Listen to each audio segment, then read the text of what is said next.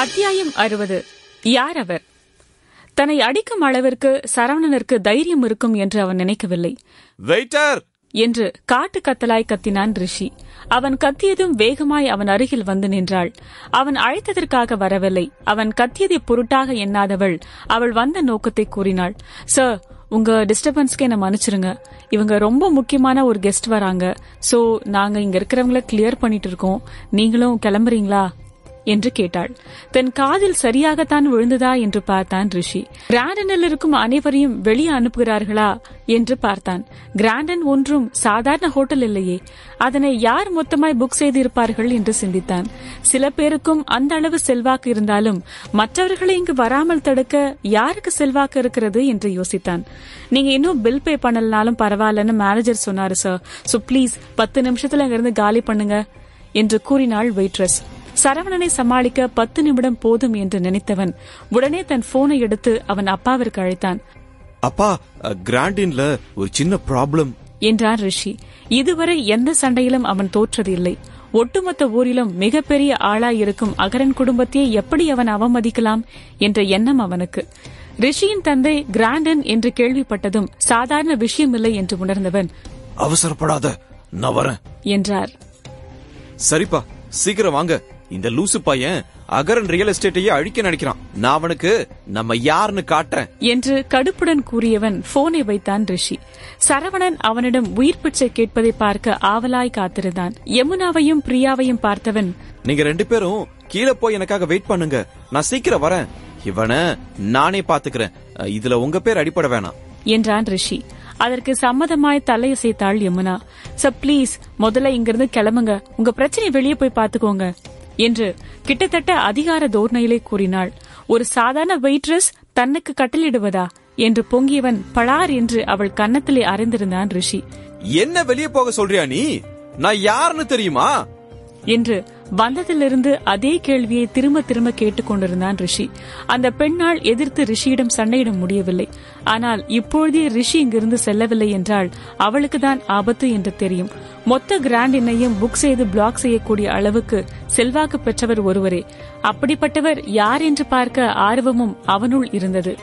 என் கண்ணு முன்னால நிக்காத என்று அவளிடம் சீரிய ரிஷிக்கு அவளை அடித்ததில் பரம திருப்தி இருந்தது. ரிஷியின் போன் ஒலிக்க அவன் தந்தைதான் அழைத்திருந்தார். உடனே ஏற்றவன், அப்பா இப்ப எங்க இருக்கீங்க என்று கேட்டான் ரிஷி. ரிஷி, நீ எங்க இருக்க என்று பதட்டத்துடனே கேட்டார் அப்பா. நான் கிராண்டின்ல தான் இருக்கேன் என்று கூறினார். சீக்கிரம் வெளியே வா என்று பரபரத்தார் அப்பா. தன் தந்தை ஏன் அவசரப்படுத்த வேண்டும் என்று யோசித்தவன், ஏன் என்று கேட்க, உடனே இங்க இருந்து வா, எதுவா இருந்தாலும் நம்ம கீழே பேசிக்கலாம் என்று கூறி வைத்திட ரிஷி முகம் யோசனையாய் மாறியது. நிஜமாலேயே மொத்த ஹோட்டலையும் புக் பண்ணிருக்காங்களா? யாரா இருக்கும் என்று சிந்தித்தவன் வேறு வழி இல்லாமல் கீழே செல்ல ஒப்புக்கொண்டான். அவன் நகர பார்க்க, அதுக்குள்ள என்ன அவசரம், உடனே கிளம்பிட்ட என்று நக்கலாய் கேட்டான் சரவணா. அது சரி, உன்ன மாதிரி ஒரு முட்டாள் கிட்ட அந்த நியூஸ யாரும் சொல்லிருக்க வாய்ப்பு இல்லதான். இந்த ஹோட்டல்ல இருக்கிற எல்லாரையும் வெளியே அனுப்பிட்டு இருக்காங்க. இதை யாரோ ஒருத்தர் மொத்தமா புக் பண்ணிருக்காரு. இதுக்கு எவ்வளவு பணம் செலவாகும் தெரியுமா? உனக்கு எப்படி அது தெரிய போகுது? மொத்த கிராண்டினையும் புக் பண்ண அட்லீஸ்ட் 10 கோடி ஆகும் என்று கூறிய ரிஷி அப்பேற்பட்டவரை பகைத்துக் கொள்ளக் கூடாது என்று நினைத்தான். உனக்கு தில் இருந்தா நீ இங்கே இரு என்று கூறியவன் தனது கோட்டை எடுத்திட, சார் ப்ளீஸ் முதல்ல கிளம்புங்க என்று அழுத்தமான குரல் ஒன்று கேட்டது. இம்முறை மேனேஜர் அங்கு வந்திருந்தார். அவருக்கு இங்கு சகல வசதியும் சிறப்பான பொறுப்புகளும் இருக்கிறது. கிட்டத்தட்ட சொல்ல போனால் அந்த கோட்டையின் தளபதி போன்று அவர். அதனால் ரிஷி எவனாக இருந்தாலும் அவருக்கு கவலை இல்லை. அவர் சொன்னால் அவன் வெளியே சென்றுதான் ஆக வேண்டும். நீ கீழே வாடா சரவணா, உன்னை கவனிச்சுக்கிறேன் என்று திரும்பி பார்த்து கூறினான் ரிஷி. தாம் யார் என்று காட்டிவிட துடித்தான். ரியல் எஸ்டேட் இண்டஸ்ட்ரியின் பவர் என்னவென்று காட்டிட நினைத்தான். சாரி சார், நான் உங்களை தான் இங்கிருந்து போக சொன்னேன் என்று மேனேஜர் கூறவும் தான் இத்தனை நேரம் சரவணனை யாரும் ஒன்றும் சொல்லவில்லை என்று புரிந்தது. அதில் கண்களை அகல விரித்தவன், இங்க முக்கியமானவர் யாரோ வராங்கன்னு சொன்னீங்க, அதனால தானே எல்லாரையும் வெளியே அனுப்புறீங்க என்று கூற வந்தவன் ஏன் சரவணனை வெளியேற கூறவில்லை என்ற யோசனை இருந்தது. நான் யார போக சொல்லணும்னு எனக்கு தெரியும், உங்ககிட்ட கேட்கணும்னு அவசியம் இல்ல என்று திமிராக கூறினார் மேனேஜர். தன்னை அடித்ததற்காக சரவணனை பழிவாங்க காத்திருந்தவன் இதை எதிர்பார்க்கவில்லை. அந்நேரம் வயதான ஒருவர் பாரம்பரிய உடையில் மேலே நடந்து வந்தார். கையில் தடியுடன் மிடுக்காக ஆடை அணிந்து வந்தவர் தோற்றமே கம்பீரமாயிருந்தது. அவரின் ஆளுமையான தோற்றமே மற்றவர்களை வணங்க செய்யும். ரிஷி ஆச்சரியமாக அவரை பார்த்தான். இதுவரை அவரை அவன் பார்த்ததில்லை. அவன் எதிர்பார்க்காத ஒன்று நடந்தது. அந்த முதியவர் நேராக சரவணன் பக்கம் வந்து, மிஸ்டர் சரவணா, இந்த ஹோட்டலை மொத்தமா நான் புக் பண்ணிட்டேன். உங்ககிட்ட மன்னிப்பு கேட்கத்தான் இந்த ஏற்பாடு. பிளீஸ் என் தப்ப மன்னிச்சிடுங்க என்று அந்த அசிஸ்டன்ட் கூறினார். அவர் தானே நேற்று இரவு சரவணனிற்கு டின்னர் ஏற்பாடு செய்கிறேன் என்று கூறினார். அவர் யாரையும் மதிக்கவில்லை. அவர் கவனம் எல்லாம் சரவணன் மீதே இருந்தது. சரவணனிற்கு அவரை சுத்தமாய் பிடிக்கவில்லை. நான் டின்னருக்கு ஓகே சொல்லவே இல்லையே என்று அழுத்தமாய் கூறினான். அதில் பின் வாங்கியவருக்கு எப்படி சரவணனை சம்மன் செய்வது என்று தெரியாமல் முழித்தார். அங்கு இருக்கும் ரிஷியை கண்டவர், சார், உங்களுக்கு ஏதாவது பிரச்சனைனா சொல்லுங்க, நான் ஹெல்ப் பண்றேன். அகரன் ஃபேமிலியை சமாளிக்கிறதெல்லாம் ரொம்ப பெரிய விஷயம் இல்ல என்று கூறினார். இதே வேறு இடத்தில் இப்படி பேசியிருந்தால் அவர்கள் நடிக்கிறார்கள் என்று நினைத்திருப்பான் ரிஷி. ஆனால் இதுவோ கிராண்ட் ஆச்சே. அதுக்கு அவசியம் இல்ல, என் வேலைய எனக்கு பாத்துக்க தெரியும் என்று கடுப்புடன் கூறினான் சரவணா. கூடவே ரத்தினம் அவ்வளவு எளிதில் பணிந்து போகக்கூடாது என்று அவனுக்கு சொல்லிக் கொடுத்திருக்கிறார். அந்த அசிஸ்டன்டோ எப்படியாவது சரவணனை சமன் செய்ய நினைத்து, இந்த சின்ன விஷயத்துக்கெல்லாம் நீங்க வரணும்னு அவசியம் இல்ல என்று கூறியவர் போனை எடுத்து, அகரன் எஸ்டேட் ப்ராப்பர்ட்டி டீடைல்ஸ் வேணும், அண்ட் அவங்க கூட கோஆபரேஷன் கான்ட்ராக்ட் டீடைலும்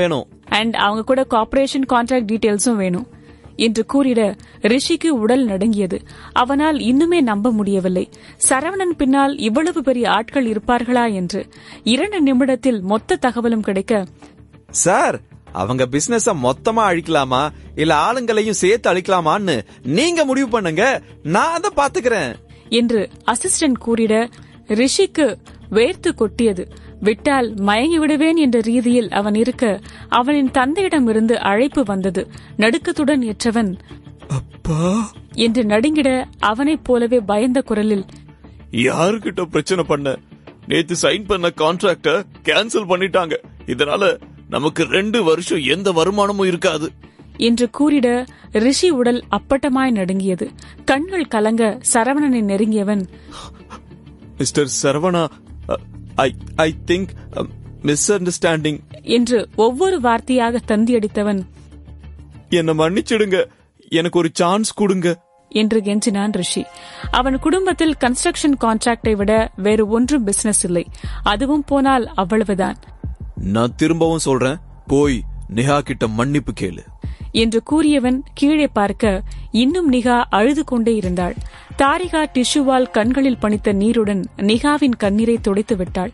அதை பார்த்தவனுக்கு மனம் கசிய, ரிஷி ஓவர் திமிர்ல சுத்துறல்ல, என்ன பகைச்சுக்கிட்டா என்ன கதின்னு காட்டுற, என் தாரிகாவை அழ வச்சிட்டல்ல என்று நினைத்தவன் மனதில் ரிஷியை தண்டிக்க குரூரமான யோசனை ஒன்று உதித்தது. சரவணன் கூறியதை கேட்டு ரிஷி வேரூன்றி அதிக இடத்தில் நின்று விட்டான். அப்படி ரிஷி என்ன கூறியிருப்பான்? புதிதாய் வந்த அசிஸ்டன்ட் யார்? சரவணனை எப்படி சமன் செய்ய போகிறார்? அகரன் குடும்பத்தை எப்படி ஆட்டி படைக்கப் போகிறான்? வேந்தன் குடும்பத்தை காப்பானா சரவணா? இல்லை ரிஷியை காப்பாற்ற வேறு யாரும் வருவார்களா?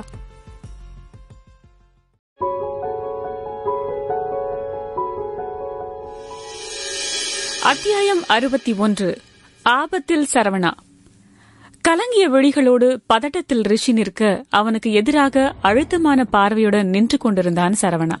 தாரிகாவும் நிகாவும் அழுவதைக் கண்டவன், உனக்கு இன்னும் 5 நிமிஷம் டைம் கொடுக்கறேன், அதுக்குள்ள போய் அவங்க கிட்ட மன்னிப்பு கேளு, அப்புறம் அங்க இருக்கிற டிஷ்யூவையும் உன் வாயில போட்டுக்கோ என்று சரவணா கூறிட திகைத்து போய் அவனை பார்த்தான் ரிஷி. என்ன பாக்குற?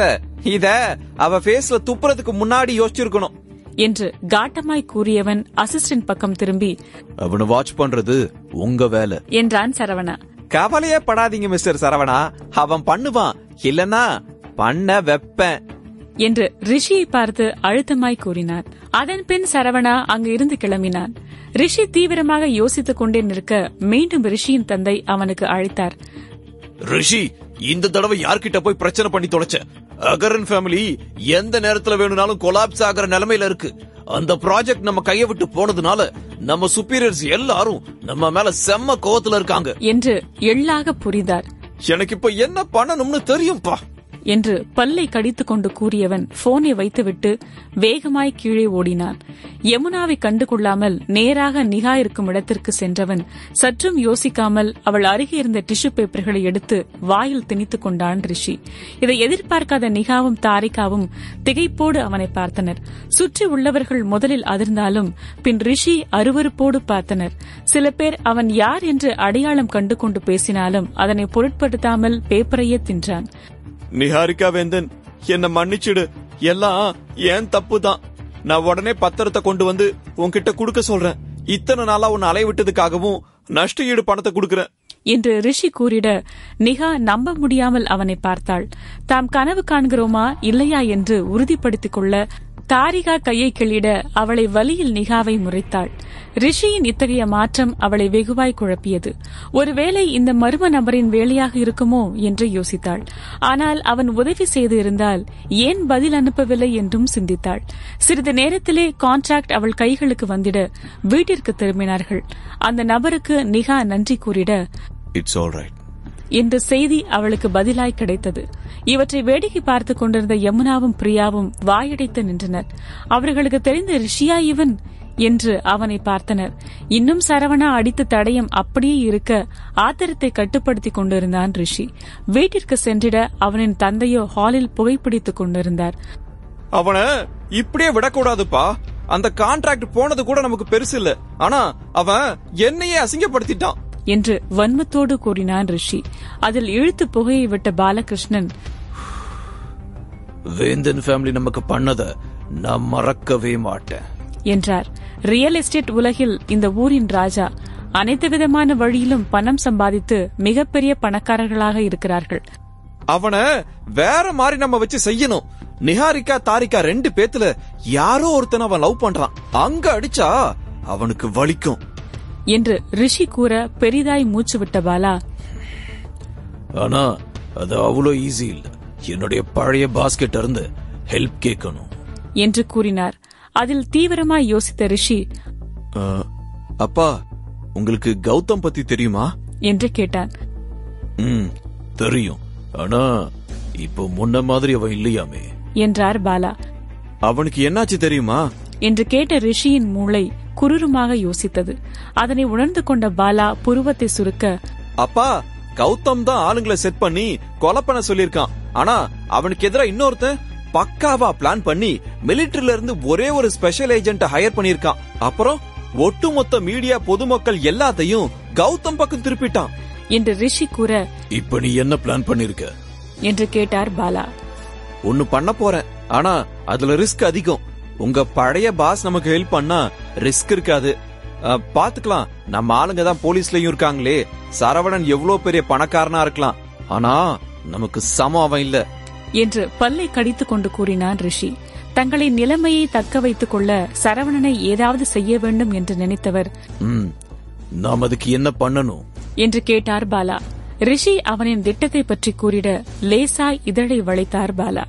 அவன் பண்ணதையே திருப்பி அவனுக்கு ட்ரிப்புலா குடுக்கறேன் என்று கூறினான் ரிஷி. 2 நாள் மெல்ல கடக்க அவர்களின் வேலையில் மூழ்கியிருந்தனர். வானம் மேகமூட்டத்துடன் இருக்க அவ்வப்போது தூறலை தூவி விட்டுக் கொண்டிருந்தது. மழைக்காலம் என்பதனால் மித்ரா அவளின் கடையை திறக்கவில்லை. ஓட்டமும் சரியாக இல்லை அவளுக்கு. மித்ரா வேலையில்லாததனால் லைப்ரரியில் படிக்க சென்று விடுவாள். இதில் சரவணனையும் வலுக்கட்டாயமாக இழுத்து சென்று விடுவாள். இரவு 9 மணி போல் கேபியிடமிருந்து அவனுக்கு செய்தி வந்தது. சென்ற முறை சரியாக பேசவில்லை என்பதனால் திரும்ப சந்திக்க நினைத்தாள். ஹாய் சரவணா, என் அப்பாவோட பிசினஸ் விஷயமா நான் ஹாய்வுட் வந்திருக்கேன். லாஸ்ட் டைம் சரியா பேசல, இப்ப மீட் பண்ணலாமா? உனக்கு ட்ரிங்க்ஸ் வாங்கி கொடுக்கறேன் என்று அனுப்பியிருந்தாள். இதை படித்து பார்த்த சரவணா யோசனையில் மூழ்கியிருந்தான். அவனின் அமைதியை பார்த்தவள், ஏன் என்னாச்சு என்று எழுதி காட்டினாள் மித்ரா. அவனுக்கு என்ன சொல்வது என்று தெரியவில்லை. அவன் அமைதியாயிருக்க, எங்க போனாலும் நானும் கூட வரேன், எனக்கு பசிக்குது என்று எழுதி காட்டினாள். சரவணா கேபியை ஒரு கிளாஸ்மேட்டாக தான் பார்த்தான். அதனால் பெரிதாய் யோசிக்காதவன் மித்ராவையும் அழைத்துக் கொண்டு கேம்பஸை விட்டு வெளியே வந்தவன். கேபி அனுப்பியிருந்த முகவரியை டிரைவரிடம் காட்டிட வண்டி ட்ரீம் பாக்ஸ் கரோக்கிக்கு சென்றது. அங்கு கேபி சரவணனுக்காக லாபியிலே காத்திருந்தாள். கேபி சரவணா அங்கு நுழைந்ததுமே அவனுக்கு மிகவும் தெரிந்த பெண் ஒருவளை அங்கு பார்த்தான். கேபியிடம் செல்வதற்கு முன் நேராக அவளிடம் சென்றான். சிகப்பு நிற ஹை ஹீல்ஸ் அணிந்து கருப்பு நிற பாடிகான் ஸ்கர்ட்டையும் மேலே வெள்ளை நிற ஷர்ட்டையும் அணிந்து மிகவும் கிளாமராக இருந்தாள் நிகா. ஆபீஸில் கடுமையாயிருப்பவளா இது என்று ஆச்சரியமாயிருக்கும். இம்மாதிரியான நைட் கிளப்பில் அவளை சுத்தமாய் சரவணா எதிர்பார்க்கவில்லை. இதில் நிகா வேறு போதையில் தத்தளித்துக் கொண்டிருந்தாள். சரவணா நிகாவின் நடவடிக்கைகளை கூர்ந்து பார்க்க அவள் வெறும் போதையில் இருப்பது போல் இல்லை. அவளின் கண்கள் வெண்மையாக மாறியிருக்க அவள் குடித்ததனால் ஏற்பட்ட போதை இல்லை என்று புரிந்து கொண்டான் சரவணா. அவளுக்கு யாரோ போதைப் பொருளை கொடுத்திருக்கிறார்கள். மித்ராவிடம் அவனின் போனை கொடுத்து, முதல்ல நீ போய் கேபிய கண்டுபிடி, நான் வர என்று கூறி நிகாவை நோக்கி நடந்தான் சரவணா. நிகா யார் கூடவோ செல்வதை பார்த்தவன் அவளை பின்தொடர்ந்தான். அவர்கள் ஒரு பிரைவேட் ரூம் உள்ளே செல்வதைக் கண்டு கதவருகே சென்ற சரவணா உள்ளே நடப்பதை கவனித்தான். உள்ளே சென்ற நிகாவோ போதையில் மூச்சு வாங்க அவனிடமிருந்து விடுபட போராடி கொண்டிருந்தாள். நோ பிளீஸ், என்ன விட்டுடுங்க டைரக்டர் விட்டல். நான் இன்னைக்கு நிறைய குடிச்சிட்டேன்னு நினைக்கிறேன். நம்ம நாளைக்கு பேசிக்கலாம். இப்ப நான் வீட்டுக்கு போறேன் என்று தட்டு தடுமாறி எழுந்தவள் பின்னே நடந்தாள் நிகா. அவ்வளவு எளிதில் நிகாவை விட்டுவிடுவானா டைரக்டர் விட்டல்? இதற்காகத்தானே அவன் காத்துக் கொண்டிருந்தான். கண்ணிமைக்கும் நேரத்தில் நிகாவை நெருங்கியவன் அவளின் ஆடைகளை கிழிக்க துவங்கினான். நிகாவால் போதையில் போராட முடியவில்லை. அசுர போதை அவளை என்னவோ செய்தது. அவளின் ஷர்ட்டை கழட்டியவன் கைகள் அவள் மேனியை அத்துமீறி பதிந்தது. நிகாவின் கெஞ்சல் குரல் முனங்கலாக மாறியது. வெளியே நின்று கொண்டிருந்த சரவணா உள்ளே ஓடுவதை கேட்டு பதட்டம் கொண்டான். ஆத்திரத்தோடு கதவை எட்டி உதைத்தவன், கதவை திறடா என்று காட்டு கத்தலாய் கத்தினான் சரவணா. சரவணா 4 உதை உதைத்ததில் தாழ்பாள் உடைந்திட கதவு தானாக திறந்தது. உள்ளே இருந்த நிகாவின் ஆடையோ கிழிந்து தரையில் இருக்க அவள் மெத்தையில் சிவந்த முகத்துடன் கிடந்தாள். அதே நேரம் ட்ரீம் பாக்ஸ் கரோக்கியின் மேல் தளத்தில் சவுடலாக அமர்ந்து இருந்த ஒருவன் அவனின் வாக்கி டாக்கியை எடுத்து, கவனமாருங்க, சரவணா வந்துட்டான். நான் சொன்ன மாதிரி நடக்கணும். இன்னைக்கு அவன் மானோ மரியாதை எல்லாமே நாசமாகணும். நம்ம யாருன்னு அவனுக்கு புரிய வைக்கணும் என்று அழுத்தமாய் கூறியவனின் இதழ் குரூருமாய் சிரித்தது.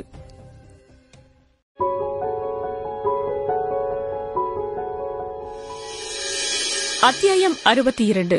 Basement weak. பிரைவேட் ரூம் உள்ளே நிகாவுடன் இருப்பது யார் என்று சரவணனுக்கு தெரியவில்லை. ஆனால் நிகா டைரக்டர் என்று அழைத்ததில் அவன் சாதாரண ஆள் இல்லை என்பதை நினைத்தான்.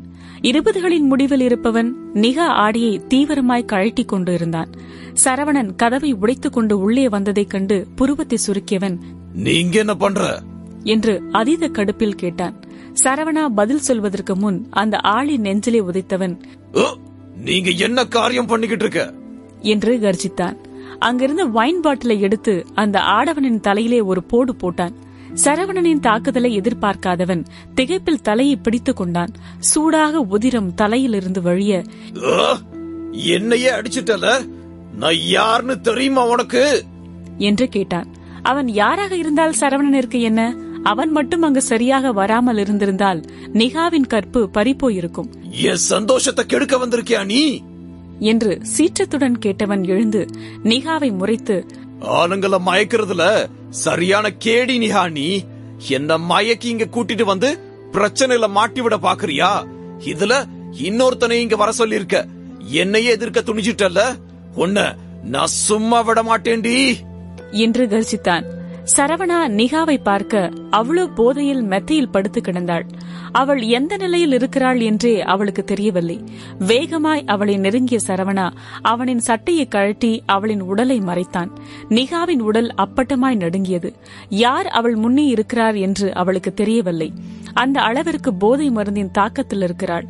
நிகா தான் அவனை மயக்கி இங்கு அழைத்து வந்து இருக்கிறான் என்று அவன் கூறியதை சரவணா நம்பவில்லை. அவளை பற்றிதான் அவனுக்கு தெரியுமே. உன்னால என்ன பண்ண முடியுமோ பண்ணிக்கூடா, என்று அந்த ஆடவனை பார்த்து கூறினான் சரவணா. உடனே அவன் கைகளை தட்ட அந்த அறையை நோக்கி யாரோ வரும் சப்தம் கேட்டது. திட்டமிட்டுதான் செய்கின்றனர் என்று புரிந்து கொண்டான் சரவணா. ஆனால் ரிஷியை கண்டதும் அவன்தான் இதற்கு காரணம் என்பதை ஆச்சரியமாய் பார்த்தான்.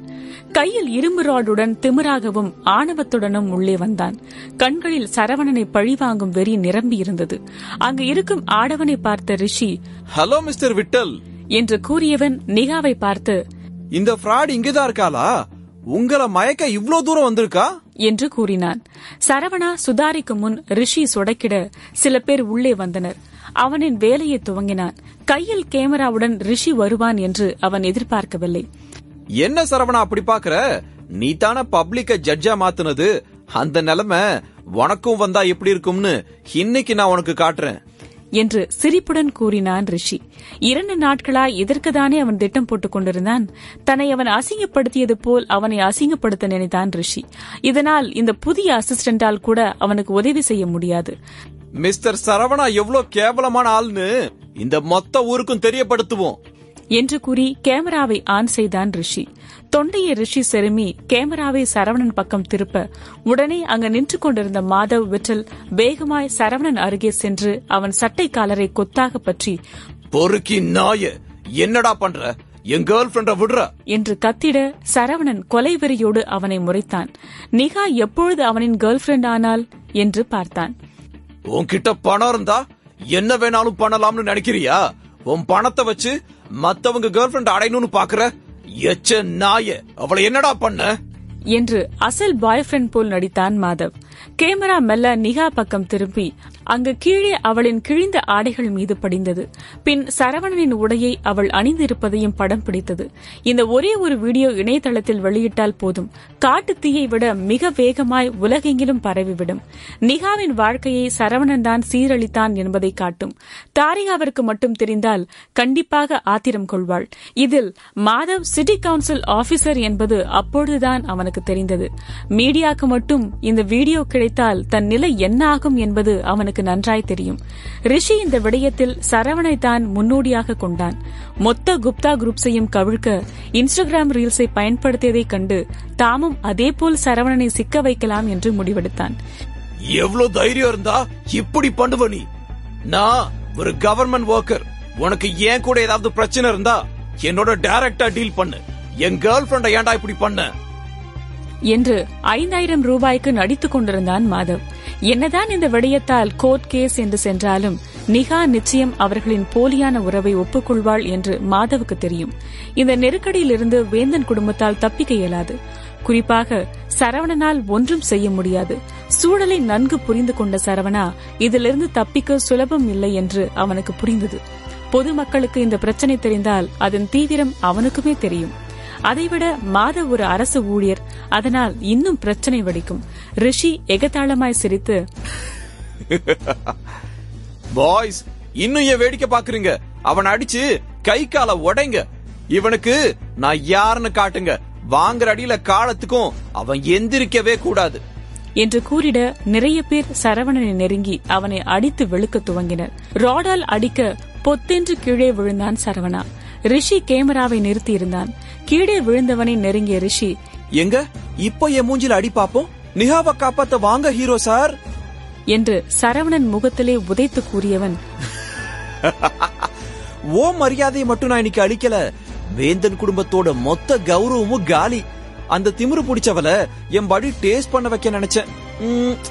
பாவம், நாளைக்கு போதை தெளிஞ்சு உண்மை தெரிஞ்சா தூக்கு போட்டுக்குவாளோ இல்ல பில்டிங்ல இருந்து குதிச்சு சாவாலோ என்று கேட்டவன் பெரிதாய் சிரித்தான். மாதவையும் ரிஷியையும் பார்த்த சரவணா தட்டு தடுமாறி எழுந்து நின்று பெரிய ஜோக் கேட்டது போல் வெடித்து சிரித்தான். இதையெல்லாம் அவன் எதிர்பார்த்துதான் இருந்திருக்கிறான். ஒழுங்கா நிகாவை விட்டுட்டு வீடியோவை டெலீட் பண்ண என்று அவன் மேலிருந்த தூசியை தட்டிவிட்டபடி கூறினான் சரவணா. அதில் வெடித்து சிரித்தான் ரிஷி. அடி வாங்கியதில் சரவணனிற்கு மூளை குழம்பி விட்டது போல் நினைத்தான். நீ இப்ப ஒன்னும் கிராண்ட் இல்ல கண்ணா, உனக்கு சரியா புரியலன்னு நினைக்கிறேன் என்று கூறிய ரிஷி ஒரு ராடை கையில் எடுத்து, உடனே கேமரா ஆன் பண்ணு. இவன் என் கால்ல விழுந்து கெஞ்சிறத இந்த ஊரே பாக்கணும் என்று கூறி சரவணனின் தலையிலே ஓங்கி அடித்தான் ரிஷி. அதில் ரத்தம் வழிய அதனை துடைத்த சரவணா, திரும்பவும் சொல்றேன், வீடியோவை டெலீட் பண்ணு என்று அழுத்தமாய் கூறினான் சரவணா. உன்னை பார்த்து நான் பயப்படுவேன்னு நினைக்கிறியா நீ? உன் பணம், உன் அதிகாரி எல்லாம் இப்போ என் கால் தூசிக்கு சமம்டா என்று கூறியவனுக்கு பழி உணர்வு மட்டுமே இருந்தது. சரவணனின் பேக்ரவுண்ட் தெரியாது என்றாலும் அந்த ஊரிலே அகரன் குடும்பத்தை விட பெரிய ஆள் யாரும் இல்லை, இருக்க முடியாது என்று நினைத்தான். அந்த ஊரே அவர்கள் கையில் இருப்பது போன்ற நினைப்பு அவனுக்கு. சரவணனின் பேச்சு ரிஷியை மேலும் தூண்டிவிட அவனை கொல்லும் எண்ணம் அவனுள் அதிகரித்தது.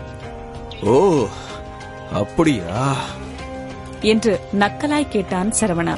ரிஷிக்கு எதிராக வந்து நின்றவன், என்னோட பணம் அதிகாரம் எல்லாம் உன் கால் தூசிக்கு சமம்னா அப்ப இது ஓகேவா என்று கூறிய சரவணா பட்டென்று அவன் இடுப்பில் சொருகியிருந்த துப்பாக்கி எடுத்து ரிஷியின் நடு நெற்றியில் குறிவைத்தான். ரிஷியோ அவனை மீண்டும் அடிக்க கை ஓங்கிட துப்பாக்கியை பார்த்ததும் அப்படியே உறைந்து நின்றான். அவன் செயலில் மொத்த அறையும் நிசப்தமானது. இதை யாரும் எதிர்பார்க்கவில்லை. மாதவும் பயத்தில் பார்க்க யாருக்கும் சரவணனை நெருங்கும் தைரியம் இல்லை. ரிஷி கையில் இருந்த ராட் கீழே விழுந்திட அவனின் கால்களோ நடுக்கம் கொண்டது. அவனால் அதே இடத்தில் நிற்க முடியவில்லை. அதே நேரம் எங்கே நகர்ந்தால் சுட்டு விடுவானோ என்ற பயம் அதிகமாயிருந்தது. பயத்தில் ரிஷி பேண்டை நனைத்து விட்டான். ரிஷியை தலை முதல் கால் வரை நக்கலாக பார்த்தவன், என்ன மாதிரி பண்ண நினைக்கிறதுக்கு முன்ன உனக்கு ஏன் அளவு அறிவும் தைரியமும் இருக்கான்னு யோசிச்சியா என்று கேட்டான் சரவணா.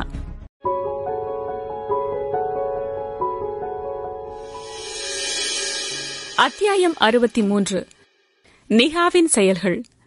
ரிஷி பயத்தில் பேண்டையே நனைத்து விட்டான். இதற்கு முன் கன்னை பார்த்திருக்கிறான் தான். பல பணக்காரர்கள் போல் ஷூட்டிங் ட்ரைனிங் கூட எடுத்திருக்கிறான். அவனுக்கென்று கன் கலெக்ஷன் கூட இருக்கிறது. ஆனால் இன்று இரவு சரவணா துப்பாக்கியை பயன்படுத்துவான் என்று அவன் துளியும் எதிர்பார்க்கவில்லை. சரவணனை மிகவும் குறைத்து எடை போட்டு விட்டான். இதற்கு அவன் தயாராகவில்லை. பப்ளிக்கை காரணமாக காட்டி சரவணனை தன் காலில் விழ வைத்து விடலாம் என்று நினைத்திருந்தான். ஆனால் இந்த இடத்திற்கு சரவணா துப்பாக்கியை கொண்டு வருவான் என்று கனவில் கூட நினைத்ததில்லை. அதிலும் அவன் நெற்றியில் கன் இருக்கிறது. ட்ரிகரை மட்டும் அழுத்தினால் ரிஷி அவ்வளவுதான். ரிஷி உடல் நடுங்க அதற்கு மேல் நிற்க முடியாமல் பொத்தென்று தரையில் விழுந்தான். சரவணா, எதுவா இருந்தாலும் நம்ம பேசி தீர்த்துக்கலாம் என்று ரிஷி அருகில் இருந்த போட்டோகிராஃபர் அவசரமாய் கூறினான். இனி பேசுறதுக்கு வேலையே இல்லை என்று கூறிய சரவணா ரிஷி தலையிலே துப்பாக்கியை அழுத்தினான். மரண பயம் உள்ளுக்குள் எடுக்க உடனே, இப்பவே வீடியோவை டெலீட் பண்ணு என்று கத்தியவன் மேலும், அந்த கேமரா உடைச்சு போடு, என்ன வேடிக்கை பாக்குற, கண்ணிய மேல இருக்கிறது உனக்கு தெரியலையா என்று கத்தினான் ரிஷி. இதை கேட்டவுடனே அந்த போட்டோகிராஃபர் லட்சக்கணக்கில் இருக்கும் கேமராவை உடைத்து நொறுக்கியவன் மெமரி கார்டை சரவணனிடம் தூக்கி போட்டான். சரவணா, நீ சொன்ன மாதிரியே செஞ்சிட்ட. இப்ப எதுவும் பண்ணாத. ஒருத்தரை கொலை பண்றது ரொம்ப பெரிய குற்றம் என்று பயத்தில் கூறினான் ரிஷி. இன்று இரவு சரவணனை உயிர் பிச்சை கேட்க வைக்க வேண்டும் என்று நினைத்தவன் இப்பொழுது நிலைமை தலைகீழாக மாறி அவன் உயிர் பிச்சை எடுத்துக் கொண்டிருந்தான். மாதவு தன்னையும் ஏதாவது செய்து விடுவானோ என்ற அச்சத்தில் நின்று கொண்டிருந்தான். நிகா இப்பொழுதற்கு தெளியும் நிலையில் இல்லை என்று பார்த்தவன் மாதவ் பக்கம் திரும்பி, இப்பவே நிஹாரிக்காவை மேல் ரூமுக்கு ஷிஃப்ட் பண்ணு என்று கட்டளையிட தன்னிச்சையாக அவன் தலை அசைந்தது. சரவணன் கையில் ரிஷி உயிர் இருக்கும் வரை அவன் என்ன சொன்னாலும் கேட்டுதானே ஆக வேண்டும். ஆனால் ரிஷி எதற்கும் வேண்டும் என்று போலீஸை முன்னவே குறிப்பிட்ட நேரத்திற்கு வர சொல்லியிருந்தான். அவர்கள் மட்டும் வந்தால் அவனுக்கு வாழ்நாள் சிறை தண்டனைதான் என்று நினைத்தான் மாதவ். அவனிடம் எவ்வளவு பணபலம் இருந்தாலும் அவர்கள் ஏற்பாடு செய்த போலீசிடம் இருந்து அவனால் தப்பிக்க முடியாது. என்ன ட்ரக் அவளுக்கு கொடுத்து வச்ச என்று கோபத்துடன் கேட்டான் சரவணா. அதில் மறுப்பாக தலையை அசைத்த மாதவ், என்ன, நான் அந்த மாதிரி பண்றவன் இல்ல, அவ ஜஸ்ட் குடிச்சே போதை ஆயிட்டா என்று கூறினார். ஆனால் உண்மையில் நிகாவிற்கு போதைப் பொருளை கொடுத்திருந்தான். ரிஷிக்கும் மாதவுக்கும் பெண்களுக்கு போதை மருந்தை கொடுக்கும் பழக்கம் இருக்கிறது.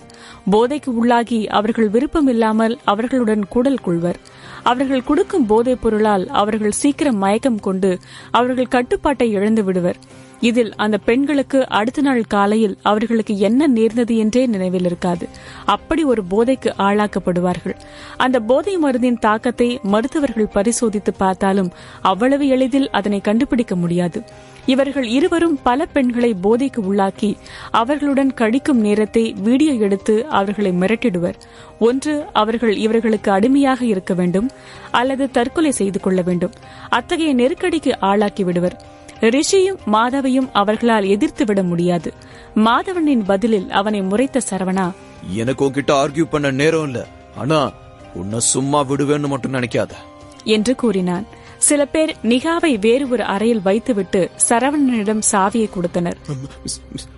மிஸ்டர் சரவணா, நான் தோத்துட்டேன். இன்னைக்கு நிகா ஓ ஆளு. சோ உன் இஷ்டம் போல நீ இருந்துக்கோ. நான் இதை யார்கிட்டயும் சொல்ல மாட்டேன். என்ன விட்டுரு என்று பயத்தில் படபடத்தான் ரிஷி.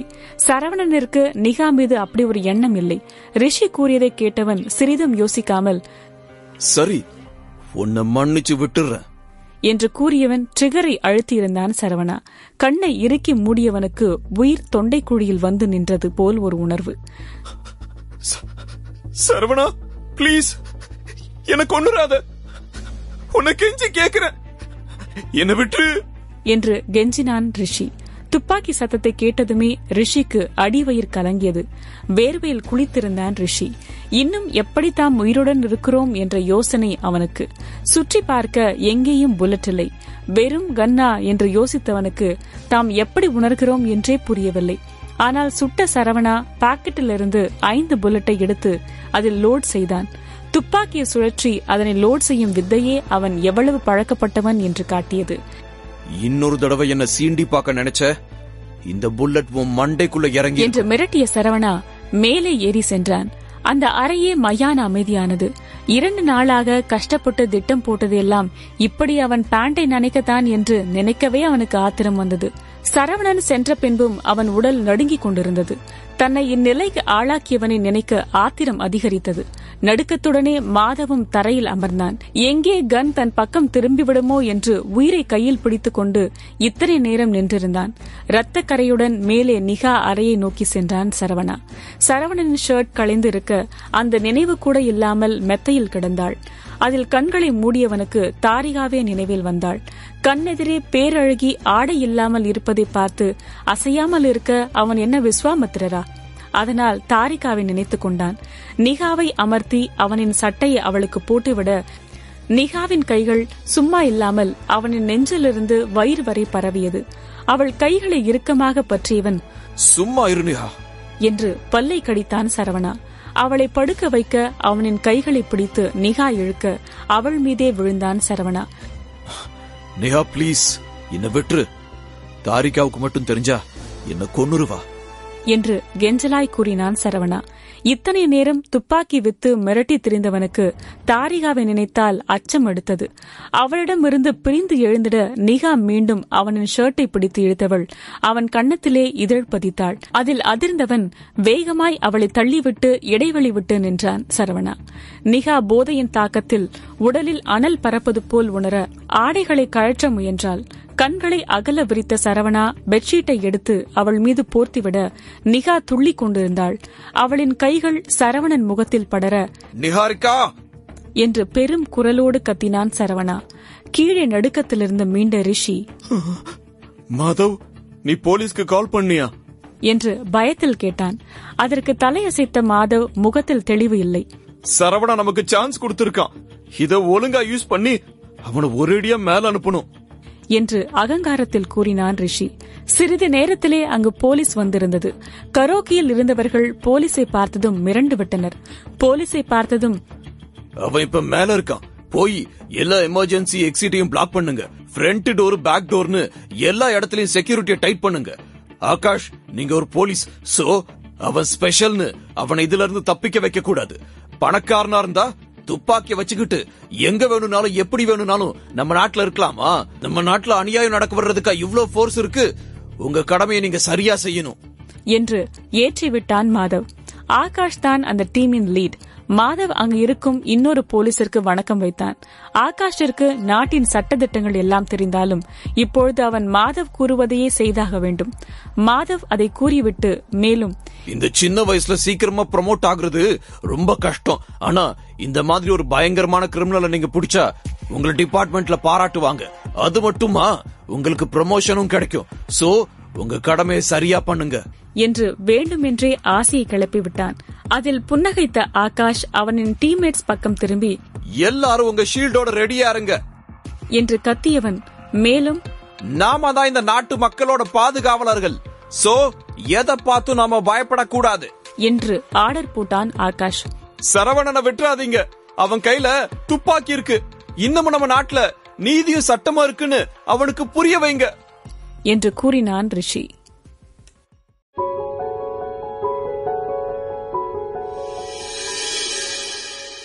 அத்தியாயம் 64. டம்மி பாவா. ட்ரீம் பாக்ஸ் கரோக்கி வெளியே நிறைய கூட்டம் கூடியது. போலீஸ் அங்கு வந்திருப்பதனால் அனைவரும் என்ன நடக்கிறது என்று தெரிந்து கொள்ள ஆர்வமாய் கூட்டம் கூடினர். அந்த கூட்டத்தை விலக்கிவிட்டு பதட்டத்துடன் வந்தாள் தாரிகா. போலீஸ் இங்கு வந்து இருப்பதைக் கண்டு மேலும் பதட்டம் கொண்டாள். தன் அக்காவிற்கு என்ன ஆனது என்ற கவலை. நிகாவிடமிருந்து செய்தி வந்த நொடியே உடனே கிளம்பி வந்துவிட்டாள். தாரிகா, நான் ட்ரீம் பாக்ஸ் கரோக்கியில் இருக்கேன், எனக்கு ட்ரக்ஸ் கொடுத்திருக்காங்க என்று வந்ததில் அவசரமாய் புறப்பட்டு வந்தாள். நிகாவின் போட்டோவை ரிசப்ஷனிஸ்டிடம் காட்டி, இவங்க எந்த பிரைவேட் ரூம்ல இருக்காங்க என்று கேட்டாள் தாரிகா. நிகாவை நினைவு வைத்தவர் தாரிகாவை அவள் இருக்கும் அறைக்கு அழைத்து சென்றார். இந்த டோரை ஓபன் பண்ணுங்க என்று கட்டளையிட்டாள் தாரிகா. சாரி மேம், என்னால முடியாது என்று அந்த பெண் பின்வாங்கிட, நான் ஏற்கனவே போலீஸ வர சொல்லியிருக்கேன், இப்ப ஓபன் பண்ணுங்க என்று கூறியவள் நிகா பேரை ஏலமிட்டாள். பிளீஸ் கதவை திறங்க, உங்களுக்கு என்ன ஆனாலும் நான் பாத்துக்கிறேன் என்று பதட்டத்துடன் தாரிகா கூற, அந்த பெண் மேனேஜர் சொன்னதற்கு ஏற்ப கதவை திறந்தாள். நிகா என்று கத்தியபடியே வேகமாய் உள்ளே ஓடினாள் தாரிகா. யாரோ ஒருவன் தன் தமக்கையின் கையை பிடித்துக் கொண்டிருப்பதை கண்ட தாரிகா, பொறுக்கி நாயே, விடுடா அவள என்று கத்தி அவனை தள்ளினாள் தாரிகா. அவன் யாரு என்று கண்ட தாரிகா அதிர்ச்சியில் அப்படியே உறைந்து விட்டாள். கைகள் நடுங்க நடப்பதை ஊகித்தவளுக்கு தலை சுற்றுவது போல் இருந்தது. நிகாவோ மெத்தையில் சரவணன் ஷர்ட்டை அரைகுறையாக அணிந்தபடி படுத்து இருக்க, மேற்சட்டை இல்லாமல் நின்று கொண்டிருந்தான் சரவணா. நீ எங்க இருக்க என்று திணறலுடன் கேட்டாள் தாரிகா. அவள் கண்களையே அவளால் நம்ப முடியவில்லை. சரவணனும் திகைப்பில் நின்றான். தாரிகாவோ அவன் ஏன் தன் அக்காவுடன் இருக்கிறான் என்ற பெரும் குழப்பத்திலே உழன்றாள். அவனோ தாரிகா ஏன் இங்கு வந்திருக்கிறாள் என்று யோசித்தான். இதில் நிகாவை சமாளிக்க அவன் கைகளை பிடித்து நின்று கொண்டிருந்ததை அவள் தவறாக எண்ணிக்கொண்டாளோ என்று பதறியவன், தாரிகா, அது நான் என்று கூறிய சரவணாவிற்கு என்ன காரணம் சொல்வது, எப்படி சொல்வது என்று தெரியவில்லை. மொத்த வேந்தன் குடும்பமே அவனை நம்பாவிட்டாலும் தாரிகா தன்னை நம்புவாள் என்று அவனுக்கு தெரியும். ஆனால் இப்பொழுது அங்கு இருப்பது அவளின் அக்காவே. தாரிகா நிகாவை பார்க்க மெத்தையில் இரத்தக்கரை இருந்தது. அதை கண்டதுமே வெடித்து அழத் துவங்கினாள் தாரிகா. அவள் பார்வை போகும் இடத்தை பார்த்தவன் அதிர்ந்து, தாரிகா, நீ நினைக்கிற மாதிரி எதுவுமே இல்ல என்று பதட்டத்தில் அவசரமாய் கூறினான் சரவணா. ஆனால் தாரிகா அவன் கூறுவதை கேட்கும் நிலைமையில் இல்லை. சரவணா தாரிகாவை நெருங்கி வர அவனின் கன்னத்திலே பளார் என்று அறைந்தாள் தாரிகா. இப்படி ஒரு காரியத்தை உன்னால் எப்படிடா பண்ண முடிஞ்சிச்சு என்று அழுகையுடனே கத்தினாள் தாரிகா. ஏமாற்றப்பட்டது போல் உணர்ந்தாள் தாரிகா. அவளின் கண்ணீர் நிறைந்த முகத்தை அவனால் பார்க்க முடியவில்லை. நீ நினைக்கிற மாதிரி எதுவுமே நடக்கல தாரிகா. என்ன நம்பலன்னா நீ நிகா முடிச்சதும் அவகிட்டயே கேளு. நான் ஒன்னும் அவளை இங்க வர சொல்லல. இங்க நான் மித்ரா கூட ஜஸ்ட் போர் அடிக்குதுன்னு தான் வந்தேன் என்று நிலைமையை விளக்கிய சரவணனின் குரலில் கெஞ்சல் அதிகமாயிருந்தது. அவன் பேசி முடித்ததுமே அங்கு போலீஸ் டீம் வந்தது. சரவணனை கண்டவர் ஹேண்ட்ஸ் அப் என்று கத்திட அனைவரும் துப்பாக்கியை சரவணன் பக்கம் குறிவைத்தனர். வெளியே அவர்கள் அறையை சுற்றி கூட்டம் கூடியது. என்ன நடக்குதுங்க என்று ஒருவர் கேட்க, எனக்கு தெரியல, ஆனா எவனோ ஒருத்தன் பொண்ணுங்க வாழ்க்கையில விளையாடி இருக்கான், அதான் போலீஸ் வந்திருக்கு. எப்படியோ காசை கொடுத்து அவன் தப்பிச்சிருவான் என்று மற்றொருவர் கூற, ச்சே, இப்பெல்லாம் பணம் இருந்தா எவன் வேணும்னாலும் என்ன வேணும்னாலும் பண்ணலாம் மாதிரி இருக்கு என்று வெளியே உள்ளவர்கள் தங்களுக்குள் பேசிக்கொள்ள, இதை கேட்ட தாரிகா இன்னும் மனம் உடைந்தாள். சரவணனிடம் இருந்து இதை எதிர்பார்க்காதவள் மேலும் வருந்தினாள். ஒழுங்கா வெளியே வா என்று கதவருகே நின்று கட்டளையிட்டார் ஆகாஷ். தாரிகாவை பார்த்து அவளை வெளியே போகுமாறு கையசைத்தார். எங்கே தாரிகா சரவணன் அருகே இருந்தால் அவளை அவன் பணைய கைதியாக பயன்படுத்தி தப்பிக்க நினைப்பானோ என்று நினைத்தார். கோபம், வெறுப்பு, வலி, ஏமாற்றம் என பல்வேறு உணர்வோடு சரவணனை திரும்பி பார்த்தாள் தாரிகா. ஏன் அக்கா கூட எவ்வளோ நேரம் இப்படி என்று கேட்க வந்தவள் குரல் கம்மியது. அவளால் கற்பனையில் கூட அதனை நினைக்க முடியவில்லை. சரவணனோ தன்னை நம்பவில்லையா என்ற பார்வையோடு அவளை பார்த்தான். தாரிகாவால் முழுதாய் அந்த கேள்வியை கேட்க முடியவில்லை. அந்நேரம் ரிஷியும் வேகமாய் வந்தான். சரவணன் அசிங்கப்படுவதை வீடியோ எடுக்கவே வந்தான். அதனையும் இன்டர்நெட்டில் போட்டு அவனை அசிங்கப்படுத்த பார்த்தான். ஆனால் தாரிகாவை அவன் அங்கு எதிர்பார்க்கவில்லை. பொண்ணு, இங்க இருந்து சீக்கிரம் வெளியே போ, எங்க கடமையை செய்ய விடு என்று ஆகாஷ் பின்னே இருந்த ஒரு போலீஸ் அதிகாரி கூறினார். அவனைப் போலவே அனைவரும் மிக தீவிரமாய் இந்த கேஸில் மூழ்கியிருந்தனர். ஒரு பெண்ணை போதைக்கு உள்ளாக்கியது மட்டும் இல்லாமல் இப்பொழுது கையில் துப்பாக்கியுடன் இருப்பவனை அரெஸ்ட் செய்யும் நோக்கத்தில் இருந்தனர். ஆகாஷ், உனக்கு நான் ஒரு அட்வைஸ் கொடுக்கறேன், கேட்டுக்கோ. நீ இந்த டீமை லீட் பண்றது உனக்கு நிறைய பெனிஃபிட். இந்த கேஸ மட்டும் நீ நல்லபடியா முடிச்சா மக்கள் மத்தியில உன் பேரு ஃபேமஸ் ஆகும். உனக்கு அவார்டும் கொடுப்பாங்க, கூடவே ப்ரமோஷனும் கிடைக்கும். இப்ப அவனை நீ தப்பிக்க விட்ட, இங்க இருக்கிற யார வேணும்னாலும் அவன் சுட்டு கொல்லுவான். அப்புறம் உன் வேலைக்கு தான் அது பிரச்சனையா இருக்கும் என்று மாதவ் ஆகாஷின் காதை கடித்தான். மிகவும் தந்திரமாக அவனை தூண்டிவிட்டுக் கொண்டிருந்தான். எப்படியாவது ஆகாஷ் சரவணனை சுட்டுவிட வேண்டும் என்பது அவனின் நோக்கமாக இருந்தது. தன்னையும் மற்றவர்களையும் மிரட்டியவன் இறஞ்சு முகத்தை பார்க்க ஆவலாயிருந்தான். ஆமா ஆகாஷ், இங்க ஏதாவது பிரச்சனை ஆச்சுன்னா அப்புறம் ஒன்னதான் குத்தம் சொல்லுவாங்க என்று ரிஷியும் ஜால்ரா அடித்தான். சரவணா, ஒழுங்கா நீ சரண்டர் ஆகிரு, அதான் உனக்கு நல்லது. அப்படியாச்சும் உன் மேல இறக்கம் காட்ட நாங்க யோசிக்கிறோம் என்றான் மாதவ். தாரிகா மேலும் பதட்டம் கொண்டாள். சரவணா தன் அக்காவிடம் அப்படி நடந்து கொண்டது மட்டும் இல்லாமல் துப்பாக்கி வேறு கொண்டு வந்திருக்கிறான் என்று நினைத்தாள். சற்றென்று சரவணா தரையில் அமர்ந்தான். அவனின் துப்பாக்கி எடுத்து தள்ளிவிட்டவன் கைகளை மேலே உயர்த்தினான். அவன் சரணடைவான் என்று ரிஷியும் மாதவும் எதிர்பார்க்கவில்லை. ஆகாஷும் துப்பாக்கியை எடுத்துக் கொண்டார். நீ சரண்டர் ஆனது உனக்கு நல்லது.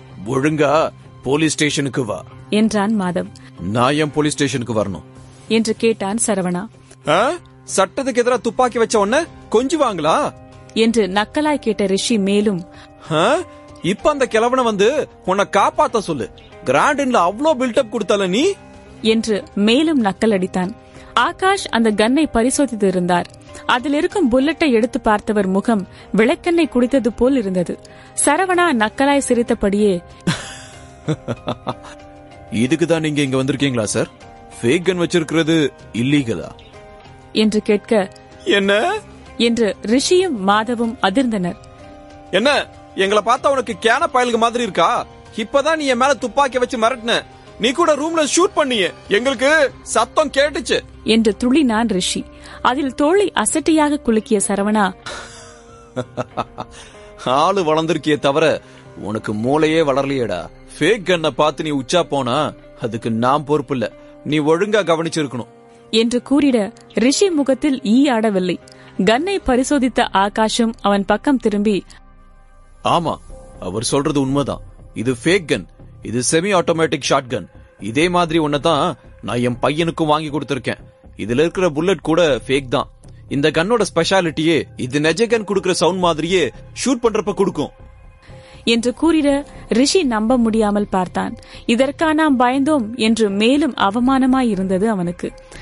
அதனால என்ன, போலீஸ் அவனை அரெஸ்ட் பண்ணுங்க, அவன் தானே மிரட்டினா, அரெஸ்ட் பண்ணுங்க அவனை என்று ரிஷி கூறிட மாதவும் அவனை அரெஸ்ட் செய்ய கூறினான்.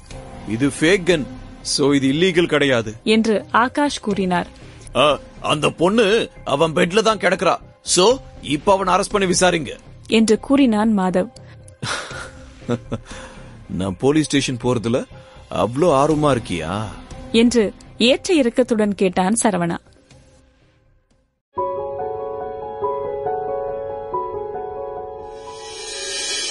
அத்தியாயம் 65. பழி போட்ட நிகா. சரவணா கூறியதை கேட்டு, இப்படி வசமா மாட்டிக்கிட்டோம், உன் நக்கலுக்கு ஒரு குறைச்சலும் இல்ல, உனக்கு இதெல்லாம் பத்தாதுடா என்றான் மாதவ். போலீஸ் சரவணனை போலீஸ் ஸ்டேஷனுக்கு அழைக்க அவனும் அங்கு சென்றான். ஹோட்டல் அறையில் நிகாவும் தாரிகாவும் மட்டுமே இருந்தனர். நிகாவை நெருங்கி நின்று கொண்டவள் மற்றவர்கள் யாரையும் அவள் அருகே வராதபடி நின்றாள். இதனை கண்ட மாதவ், உன் அக்காவை ஒழுங்கா பாத்துக்கோ தாரிகா, அந்த கேடு கெட்டவன நாங்க பாத்துக்கிறோம், வேந்தன் குடும்பத்தை அசிங்கப்படுத்த நினைச்சவன நாங்க சும்மா விட மாட்டோம் என்று கூறினான். தாரிகாவால் இன்னும் சரவணன் இப்படி ஒரு காரியத்தை செய்திருப்பான் என்று அவளால் நம்ப முடியவில்லை. வெளியே வந்த மாதவும் ரிஷியும் அப்பொழுதுதான் நிம்மதி மூச்சு விட்டனர். சரவணனை மாட்டி விடுவதற்குள் அவர்களுக்கு போதும் போதும் என்று ஆனது. அவர்கள் போட்ட திட்டம் அப்படி இப்படி என்று சொதப்பி கடைசியில் அவர்கள் நினைத்தது போலவே நடந்துவிட்டது. இனிமேல் எதை பத்தியும் நீ கவலைப்படாத. இனி நடக்க வேண்டியது எல்லாத்தையும் பாத்துக்க ஏற்பாடு பண்ணிட்டேன் என்று சிகரெட்டை ஊதி தள்ளியபடியே கூறினான் மாதவ். அதனை இழுத்து விடும்பொழுது அப்படி ஒரு நிம்மதி அவனுக்கு. நிஹா வா மேல பழிய போட்டா என்ன பண்ணுவ நீ என்று கேட்டான் ரிஷி. அவளால என் மேல பழி போட முடியாது. வேந்தன் இண்டஸ்ட்ரீஸ் எவ்வளவு கஷ்டத்துல இருக்காங்கன்னு உனக்கு தெரியுமா? குப்தா குரூப்ஸ் இல்லாம இப்ப அவங்களால ஒண்ணுமே பண்ண முடியாது. அதனால நிஹா ஏதாவது பண்ணி குடும்பத்தை காப்பாத்தணும்னு துடிச்சுக்கிட்டு இருக்கா. இல்லன்னா அவள மாதிரியான திமிரு பிடிச்சவ என் பாருக்கு நைட் நேரத்துல வரப்போறா. அவ வந்ததுக்கான காரணத்தை பத்தி யோசிச்சியா என்று கேட்ட மாதவருக்கு கோபம் அதிகமாய் வந்தது. சரவணன் மட்டும் கொஞ்சம் தாமதமாக வந்திருந்தால் நிகாவை அவன் அடைந்திருப்பான். என்னதான் நிகா திமிரி கொண்டிருந்தாலும் போதையின் தாக்கத்தில் அவளால் கண்டிப்பாய் அவனை மறுத்திருக்க முடியாது. அதனை அவன் வீடியோ எடுத்து அவளை பின்னால் மிரட்டி குதூகலம் அடைந்திருப்பான். அந்த நல்ல வாய்ப்பு பறிப்போனதே என்று ஆத்திரமும் அவனுக்கு அதிகமாயிருந்தது. வாரே வா, நீ ரொம்ப பிரில்லியன்ட்ரா. இப்போ புரியுது உன் பிளான் என்னன்னு. இன்னும் அடுத்து நீ என்ன பண்ண போறேன்னு பாக்க ஆர்வமா இருக்கு மாதவ் என்றான் ரிஷி. Police station. இதுதான் தாரிகா இரண்டாவது முறையாக அந்த இடத்திற்கு வருவது. ஆனால் இந்த முறை அவளின் மனநிலை மொத்தமாய் மாறியிருந்தது. சரவணா அவன் காரில் வந்து இறங்குவதை பார்த்து அவன் வந்துட்டான் என்றார் ஆகாஷ். இன்னையோட உன் சாப்டர் முடிஞ்சிருச்சுரா என்று அவனை பார்த்து எள்ளலாக கூறினான் மாதவ். மருத்துவர்கள் உதவி மூலம் போதையிலிருந்து தெளிந்திருந்தாள் நிகா. அவள் காரை விட்டு இறங்கி வருவதை பார்த்த சரவணா சங்கடமாய் அவளை பார்த்தான். அவள் பின்னே தாரிகாவும் வந்தாள். நிகா எப்பொழுதும் சரியாக நடந்து கொள்வாள் என்பதனால் தன்மேல் தவறான குற்றத்தை சாற்ற மாட்டாள். அதனால் தாம் நிரபராதி என்று நிரூபித்து விடலாம் என்று நினைத்தான் சரவணா. சரவணன் அருகே நெருங்கி வந்த நிகா அவளின் கட்டுப்பாட்டை இழந்து சீற்றத்தோடு கத்தத் துவங்கினாள். வேந்தன் ஃபேமிலி உனக்கு அப்படி என்ன கெடுதல் தான் பண்ணுச்சு? இதுவரை நீ தாரிகா ஹர்ட் பண்ணது பத்தாதா உனக்கு? இப்போ ஏண்டா என் வாழ்க்கையிலும் சேர்ந்து விளையாடுற என்று கத்தினாள் நிகா. அதில் ரிஷி மாதவை பார்த்து தம்ஸ் அப் செய்தான். மிக புத்திசாலியாக காயை நகர்த்தி இருக்கிறான் மாதவ். சரவணா என்ன செய்தாலும் அவனால் இதிலிருந்து தப்பிட முடியாது. இப்ப உன்னை காப்பாத்திக்க என்ன கதை சொல்ல போற சரவணா என்று கேட்ட ரிஷி நிகாவை பார்த்து லேசாய் புன்னகைத்தான். அவனை வெறுத்த நிகா இப்பொழுது அவனை மதிக்க ஆரம்பித்தாள். எல்லாம் கேசவ் ரிஷியிடம் பேசியதனால் அவன் வேந்தன் குடும்பத்தினர் மீது இரக்கம் காட்டினான். அதிலும் வேந்தன் இண்டஸ்ட்ரியை காப்பாற்றிய அந்த கடை அவர்கள் கைக்கு மீண்டும் கிடைத்துவிட்டது. அதனால் மொத்தமாய் அவர்கள் பக்கம் சாய்ந்தாள் நிகா. முதலில் திகைத்த சரவணா பின் ஏதோ ஒன்று நடந்திருக்கிறது என்பதை புரிந்து கொண்டான். என்னத்தான் அவள் போதையில் இருந்தாலும் தெளிந்த பின் தாம் ஒருவருடன் உறவு கொண்டோமா இல்லையா என்று அவளுக்கு தெரியாமல் இருக்குமா என்ன? அவளை அழுத்தமாய் பார்த்தான் சரவணா. ஆனால் அவளோ தலையை குனிந்து கொண்டாள். பொய் சொன்னதில் அவளுள் குற்ற உணர்வு ஊடுருவியது. எதுக்கு ஏன் மேல பழி போடுற என்று கோபத்துடன் கேட்டான் சரவணா. இதுவரை நிகா மீது ஒரு மதிப்பு வைத்திருந்தான் சரவணா. அன்று ஹோட்டலில் கூட தாரிகாவிற்காக மட்டும் அவன் நிகாவிற்கு உதவவில்லை. நிகா மீது மதிப்பு இருந்த காரணத்தினால்தான் அவளுக்கு உதவி செய்தான். தன்னை போல் அவளும் குடும்பத்தை வழிநடத்தி அடுத்த கட்டத்திற்கு கொண்டு செல்லும் பொறுப்பானவள் என்று நினைத்தான். தன்னை நிதானப்படுத்திக் கொண்ட நிகா, நான் உன் மேல பழி போடுறனா? பண்றதையும் பண்ணிட்டு ஒண்ணுமே பண்ணாத மாதிரி பேசுற என்று கூறியவள் தாரிகா கையை பிடித்து, வா தாரிகா நம்ம போவோம், இவன மாதிரியான ஆளுங்களை கோர்ட் பாத்துக்கும் என்று கூறி போலீஸ் ஸ்டேஷன் வெளியே சென்றவள் தனது போனை எடுத்து, சொன்ன வேலையை முடிச்சிட்டேன் என்று யாரோ ஒருத்தருக்கு செய்தி அனுப்பினாள். அவன்தான் கேசவ். விட்டல் குடும்பத்தில் இவனும் ஒருவன். மாதவின் அண்ணன். அகரன் குடும்பத்தின் மிகப்பெரிய உறுதுணை இவனே. பீனிக்ஸ் குடும்பத்தின் இந்த ஊரின் தலைமை அசிஸ்டண்டை விட மிகப்பெரிய அதிகாரம் அவனுக்கு இருக்கிறது. ஊரில் இருக்கும் முக்கிய 4 குடும்பங்களில் விட்டல் குடும்பம்தான் தலையாய குடும்பம். கேசவை எதிர்க்க அந்த ஊரில் யாரும் இல்லை. அந்த ஊரின் இளவட்டத்திற்கு கேசவ் தான் ஐடல். அவனின் தந்திரங்களும் இக்கட்டான சூழலை கையாளும் திறமையும் மிகவும் தனித்துவமாயிருக்கும். பார்ப்பதற்கும் ஆள் பயங்கரமாயிருப்பான். அவனிற்கு பின் மிகப்பெரிய ஒரு ஆள் சப்போர்ட்டிற்கு இருக்கிறார். படிப்பிலும் பிசினஸிலும் முதலிடம் அவனுக்கே. அவனின் கல்லூரி நாட்களில் அவனுக்கு சமமாய் யாரும் இருந்ததில்லை. நிகா இப்படி கூறுவதற்கு பின் ஏதேனும் காரணம் இருக்கும் என்று நன்றாய் தெரியும் அவனுக்கு. இதில் ஆச்சரியமான விடயம், நிகாவும் கேசவும் ஒன்றாய்தான் படித்தனர். அவளின் கல்லூரி நாட்களில் அவளே கல்லூரியின் கனவு கண்ணி. ஆனால் அந்த சமயத்தில் கேசவுடன் அவளுக்கு அவ்வளவு பழக்கம் இருந்ததில்லை. ஆனால் இப்பொழுது மீண்டும் அவர்கள் இருவரும் கரோக்கியில் சந்தித்துக் கொண்டனர். அவனை சந்தித்த பின்புதான் அவளுக்கு வேந்தன் இண்டஸ்ட்ரியை காப்பாற்ற புது தெம்பு கிடைத்தது போல் உணர்ந்தாள். அவனிடம் மட்டுமே முதல் முறை பணிந்து பேசியிருக்கிறாள் நிகா. தாரிகாவோ நிகாவா இப்படி சரவணன் மீது பழி சுமத்துகிறாள் என்பது போல் அவளை பார்த்தாள். அவளால் ஏனோ அதனை ஏற்றுக்கொள்ள முடியவில்லை. நிச்சயம் சரவணன் மீது அவளுக்கு சந்தேகமில்லை. ஆனால் தன் அக்காவையும் சந்தேகிக்க அவளால் முடியவில்லை. மனதில் பல்வேறு சிக்கலில் தவித்துக் கொண்டிருந்தாள் தாரிகா. சரவணனிடம் காட்டமாய் பேசிவிட்டு நிகா சென்றிட சரவணா லேசாக தலையை இடவலமாக அசைத்துக் கொண்டான். தன்னை காப்பாற்றுவதற்காக அங்கிருக்கும் சர்வேலன்ஸ் கேமராவை சரிபார்க்க சரவணா கூறிட அவர்களோ அவையெல்லாம் உடைந்திருப்பதாய் கூறினார்கள்.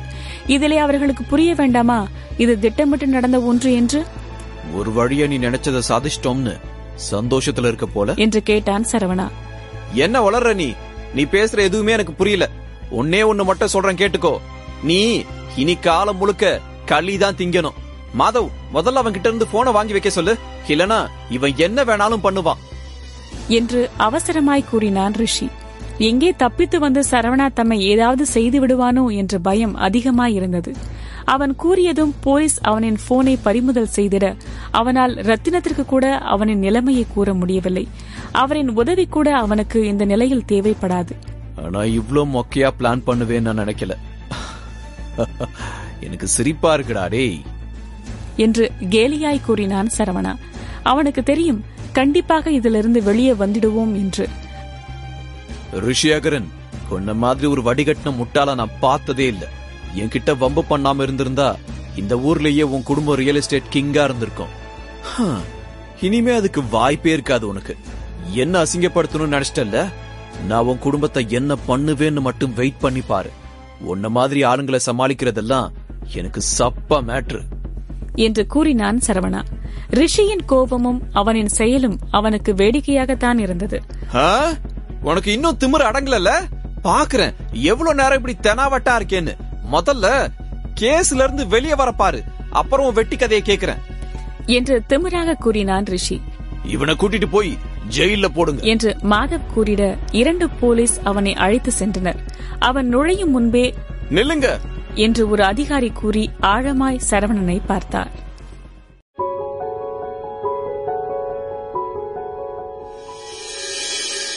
அத்தியாயம் 66.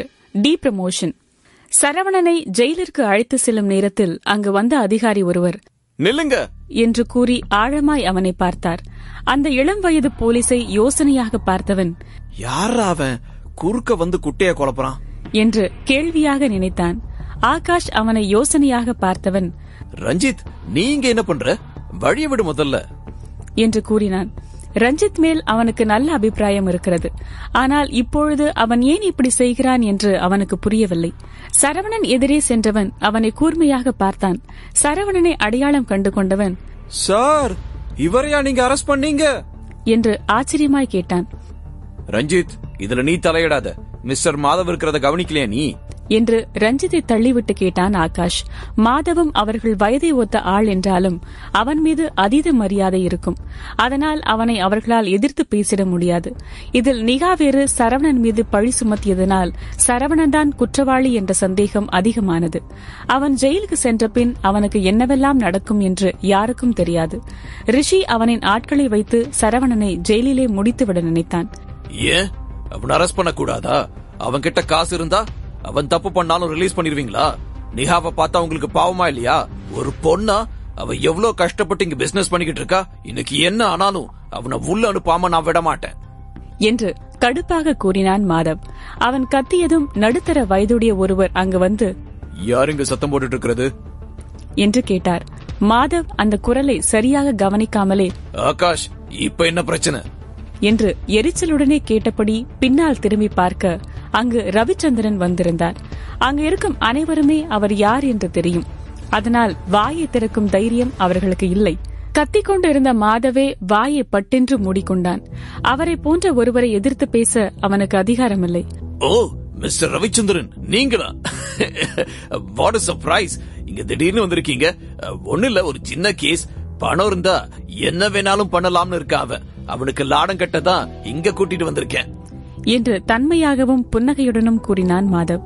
இருந்தாலும் அதற்கு எல்லாம் மசீம் எண்ணத்தில் இல்லை ரவி. அப்படியா என்று அவனை மேலும் கீழும் பார்த்தார். மாதவ் கூறுவதை அவரால் நம்ப முடியவில்லை. சரவணா நன்றாக இருப்பதை பார்த்தவர் அவனை நெருங்கி, மிஸ்டர் சரவணா, இன்னைக்கு நைட்டு நீங்க ஃப்ரீயா? நம்ம ஒன்னா டின்னர் சாப்பிடலாமா என்று இறுக்கம் போய் நட்புடன் கேட்டார் ரவி. அவரின் இந்த தோரணை அங்கு இருப்பவர்களுக்கு புதிது போலும். ஆச்சரியமாய் பார்த்தனர். இதை கேட்ட மாதவ், ரிஷி, ஆகாஷ் என 3 பேரும் பேரதிர்ச்சியில் மூழ்கினர். ஆகாஷின் கால்கள் நடுங்க செய்தது. என்ன நடக்குது என்று அவர்களுக்கு புரியவில்லை. ரவிக்கு எப்படி சரவணனை தெரியும் என்று யோசித்தனர். ரவி மிக முக்கிய அதிகாரி.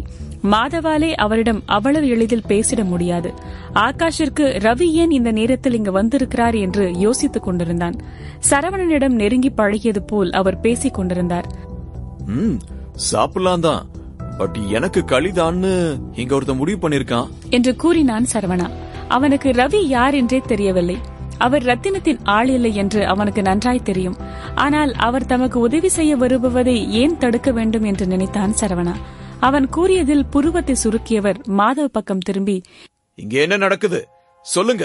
இவ்வளவு நேரம் நீ கத்துனதை கேட்டுக்கிட்டு தான் இருந்த. நீ பார்த்தேன்னு சொல்றியே, அதுக்கு ஏதாவது சாலிட் ப்ரூஃப் இருக்கா? அந்த பெட்ஷீட் இருந்த பிளட்டோட DNA டெஸ்ட் பண்ணி பாத்தீங்களா? முதல்ல லை டிடெக்டரை வச்சு டெஸ்ட் பண்ணி பாத்தீங்களா? எதுவுமே பண்ணாம ஜெயில போட போறேன்னு குதிச்சிட்டு இருக்கீங்க என்று சத்தம் போட்டார் ரவி. சரவணனிற்காக அங்கு இருப்பவர்களை திட்ட துவங்கினார் ரவி. மாதவ்தான் வாயடைத்து நின்றான். மெய்யாக அவனிடம் எந்த ஒரு ஆதாரமும் இல்லை. அதான் பிசிக்கல் எவிடன்ஸ் நான் இருக்கேனே, அது போதாதா? அதுவும் இல்லாம சரவணனை பெயில் எடுக்க யாருமே வரல என்று தயக்கத்துடன் கூறினான் மாதவ். அவனின் அதிகார ஆட்டத்தை எல்லாம் அவரிடம் காட்டிட முடியாதே. நான் அவரை பெயில் எடுக்கிறேன், இப்ப அவனை ரிலீஸ் பண்ணுங்க என்று அழுத்தமாய் கூறினார் ரவி. அவ்வளவுதான். அந்த இடம் மயான அமைதியானது. வாயை பிளந்து கொண்டு அவரை பார்த்து கொண்டிருந்தனர். ரவியின் கோபமான கூற்றில் அனைவருக்கும் உடல் சில்லிற்றது. உடனே பதறிய மாதவ், ஐயோ மிஸ்டர் ரவி, நீங்க இவ்வளவு கோவப்பட வேணாம். நான் உடனே சரவணனை வீட்டுக்கு அனுப்புறேன் என்று நடுக்கத்துடனே கூறினான். மாதவ் ரிஷியை அழுத்தமாக பார்க்க, ரிஷியோ சரவணனை விடும் எண்ணத்தில் இல்லை. அவன் தப்பித்துக் கொண்டே இருக்கிறானே என்று பயங்கர கடுப்பானான். ஏன் இப்பொழுது ரவி வந்து அவனின் திட்டத்தை கெடுக்கிறார் என்று கடுப்பானான். ரிஷி வேறு வழியில்லாமல் போலியாக சிரித்தவன், மிஸ்டர் ரவி, நீங்க கோவப்படாதீங்க பிளீஸ். இதெல்லாம் பப்ளிக் செக்யூரிட்டிக்காக தானே பண்றோம். நீங்களே இவனை பெயில் எடுக்கிறீங்கன்னா நாங்க தப்பான ஆளை சந்தேகப்பட்டு அரெஸ்ட் பண்ணிட்டோம் போல. நிஹா ஏன் இவன் மேல பழி போட்டான்னு தெரியல. பொய்யா பழி போட்டதுக்காக நிஹாவை அரெஸ்ட் பண்ணி விசாரிச்சா நல்லா இருக்கும் என்று தன்மையா கூறினான். ஆனால் அவன் கூறுவதை கேட்கும் எண்ணத்தில் ரவி இல்லை. அகரன் குடும்பம் அவருக்கு ஒரு பொருட்டாக இல்லை. போலீஸ் சரவணனை விடுவித்திட அவனின் போனை எடுத்துக்கொண்டான். சரவணா, நமக்குள்ள நிறைய மிஸ் அண்டர்ஸ்டாண்டிங் நடந்துருச்சு. இனிமே நம்ம ஒருத்தருக்கு ஒருத்தர் பகைச்சிக்க வேணாம். உன்கிட்ட மன்னிப்பு கேட்கிற விதமா நாளைக்கு ராத்திரி உனக்காக பேங்க்வெட் அரேஞ்ச் பண்றேன். நம்ம எல்லாத்தையும் மறந்துடுவோம். என்ன இருந்தாலும் இந்த ஊர்ல உனக்கு எங்க உதவி தேவைப்படும் என்று மிகவும் நல்லவன் போல் கூறினான் ரிஷி. சரவணனை தேடி வந்து ரவி பேசியதிலே அவனின் அதிகாரம் என்னவென்று ரிஷிக்கு புரிந்துவிட்டது. தனது போனை சரிபார்த்த சரவணா, என்ன நான் உன்னை அப்படியே விற்றுவேன்னு நினைச்சியா என்று இறுகிய குரலில் கேட்டான். அதில் ஒரு நொடி நடுங்கினாலும் தன்னை சரிப்படுத்திக் கொண்டு, என்ன சொல்ற சரவணா என்று புரியாதது போல் கேட்டான் ரிஷி. சரவணனிற்கு தன் மேல் கொலைவரி இருக்கிறது என்று அவனுக்கு புரிந்தாலும் காட்டிக்கொள்ளாமல் நின்றான். அவன் கேள்வியில் கோணலாக சிரித்தவன், புரியல? உன்னை ஏற்கனவே ஒரு தடவை மன்னிச்சு விட்டேன். நீ திருந்தல. திரும்ப உன்னை சும்மா விடுவேன்னு நினைக்கிற என்று கேட்டான் சரவணா. இம்முறை ரத்தினத்திற்கு அழைக்காமல் ஹரிஷிற்கு அழைத்தான். பேசி முடித்தவன், ஆடுற வரைக்கும் ஆடிக்கோ, உனக்கு எண்டு கார்டு போட நான் முடிவு பண்ணிட்டேன் என்றான் சரவணா. சரவணன் ஹரிஷிற்கு அழைப்பதை பார்த்து கொண்டுதான் இருந்தான். அவனுக்கு எப்படி அவருடன் பழக்கம் என்ற கேள்வி அவனுள் எழும்பியது. உண்மையை கண்டுபிடிக்க ஹரிஷ் ஒருவரே போதுமே. அவரின் அதிகாரத்தை வைத்துக் கொண்டு ட்ரீம் பாக்ஸில் என்ன நடந்தது என்று கண்டுபிடித்து விடலாம். சரவணனின் கூற்றை புரிந்து கொண்ட ரவி, மாதவ், நீ நேர்மையா உழைக்கிறத பார்த்தா எனக்கு பெருமையா இருக்கு. பேசாம உன்னை அர்பன் மேனேஜ்மெண்ட் டிபார்ட்மெண்ட்டுக்கு டிரான்ஸ்பர் பண்றேன். அங்க நிறைய வேலை இருக்கு. உன்ன மாதிரி நேர்மையா இருக்கிற ஒருத்தனாலதான் அதை பண்ண முடியும் என்று கூறினார். மாதவிற்கு அவர் கூறியதை புரிந்து கொள்ள சில நிமிடம் பிடித்தது. அவனின் குடும்பத்தின் அதிகாரத்தை வைத்துக் கொண்டுதான் இந்த இடத்திற்கு அவ்வளவு எளிதாய் வந்திருக்கிறான். ஒரே நொடியில் ரவி அவனை டீப்ரமோட் செய்திருந்தார். அவன் அங்கு வேலை செய்வதும் சும்மா இருப்பதும் ஒன்றுதான். மிஸ்டர் ரவி, என்ன பண்றீங்க என்று மாதவ் அதிர்ச்சியில் கேட்க, சுப்பீரியர்ஸ் பெர்மிஷன் இல்லாம அவனை டீப்ரமோட் பண்ண முடியாது. அதிகாரம் உங்ககிட்ட இருந்தா என்ன வேணாலும் பண்ணலாம்னு நினைக்கிறீங்களா என்று மாதவிற்காக கூஜா தூக்கினான் ரிஷி.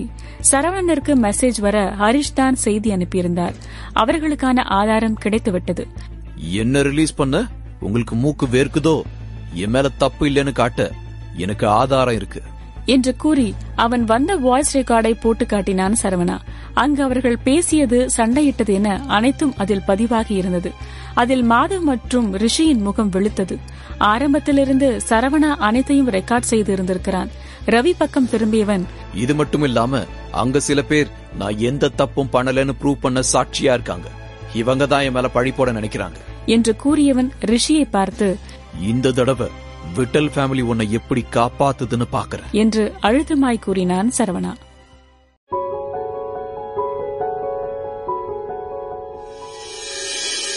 அத்தியாயம் 67. உதவும் ஜாஸ்பர். சரவணா ஆதாரங்களை காட்டிட ரிஷியும் மாதவும் அதிர்ச்சியாக அவனை பார்த்தனர்.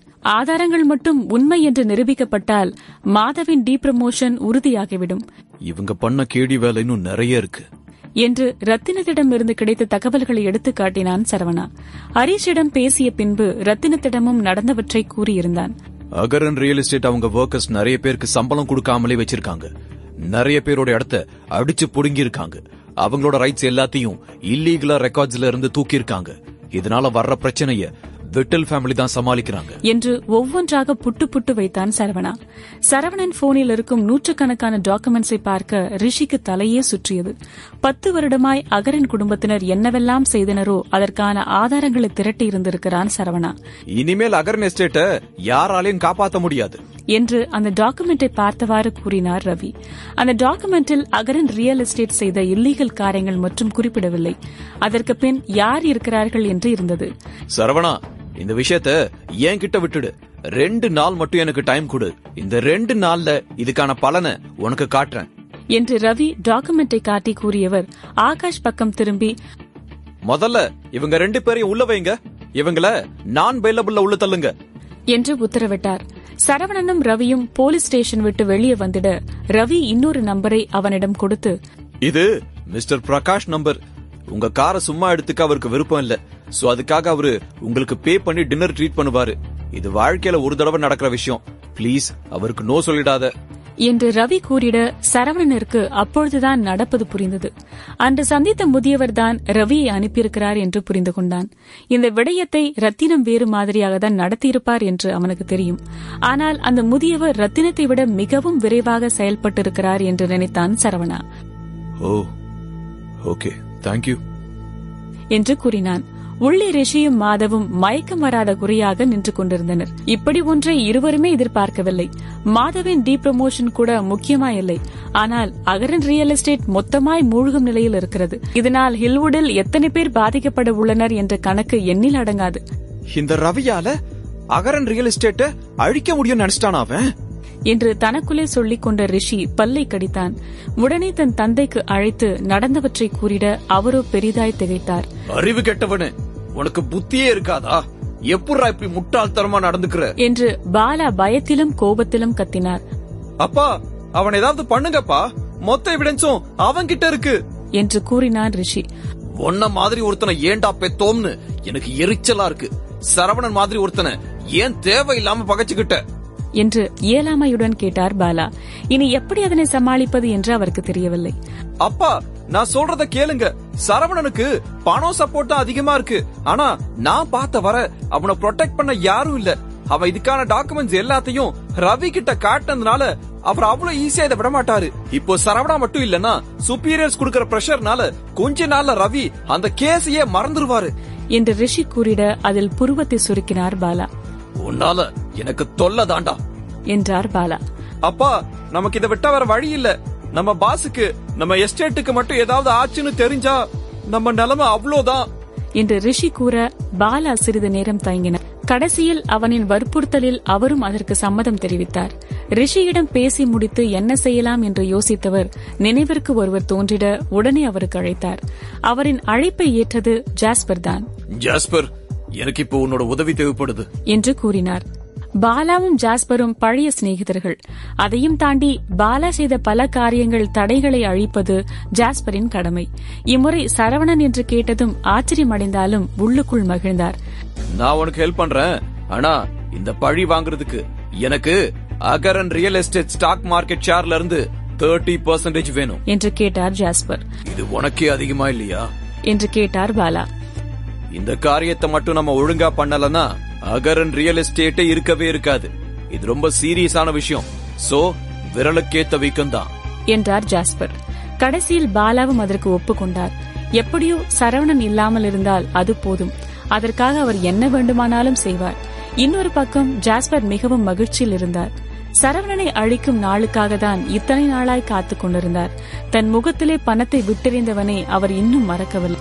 அகரன் குடும்பம் இதனை செய்ய சொல்லவில்லை என்றாலும் அவரே என்றாவது ஒரு நாள் இதை செய்திருப்பார். போலீஸ் ஸ்டேஷன்ல இருந்து வெளியே வந்த சரவணா ரத்தினத்தை தொடர்பு கொண்டு 2 பேர் பற்றிய தகவலை விசாரிக்க கூறினார். ஒன்று அன்று ரெசார்ட்டில் சந்தித்த பெண்ணை பற்றி, இன்னொன்று அவன் வைத்திருந்த GMCயின் உண்மையான ஓனரை பற்றி. சிறிது நேரத்திலே ரத்தினம் அவன் கேட்டதை கொடுத்திருந்தார். அவன் நினைத்தது போல் சாருமதி சாதாரண ஆள் இல்லை. அந்த ரெசார்ட்டிற்கு சாதாரண ஆட்களால் வந்துவிட முடியாது. சாருமதி போல் ஒரு பெரிய அழகி அந்த ரெசார்ட்டில் இருப்பது அவனை யோசிக்க வைத்தது. மற்றவர்களை விட அவள் சற்று வேறுபட்டு தெரிந்தாள். கண்டிப்பாக அவளுக்கும் அண்டர் கிரவுண்ட் உலகத்திற்கும் தொடர்பு இருக்கும் என்று நினைத்தாள். அண்டர் வேர்ல்டில் சாருவிற்கு தனி இடம் இருக்கிறது. அதனால்தான் ரெசார்ட்டில் இருக்கும் ஆண்கள் யாரும் சாருவை நெருங்கவில்லை. ஆனால் அவன் எதிர்பார்த்த இன்னொருவரை பற்றி எந்த தகவலும் கிடைக்கவில்லை. பீனிக்ஸ் குடும்பத்தினால் மிஸ்டர் பராக்ஸ் பட எந்த ஒரு தகவலையும் கண்டுபிடிக்க முடியவில்லை. ஆனால் அது சரவணனின் திட்டத்தை பாதிக்கவில்லை.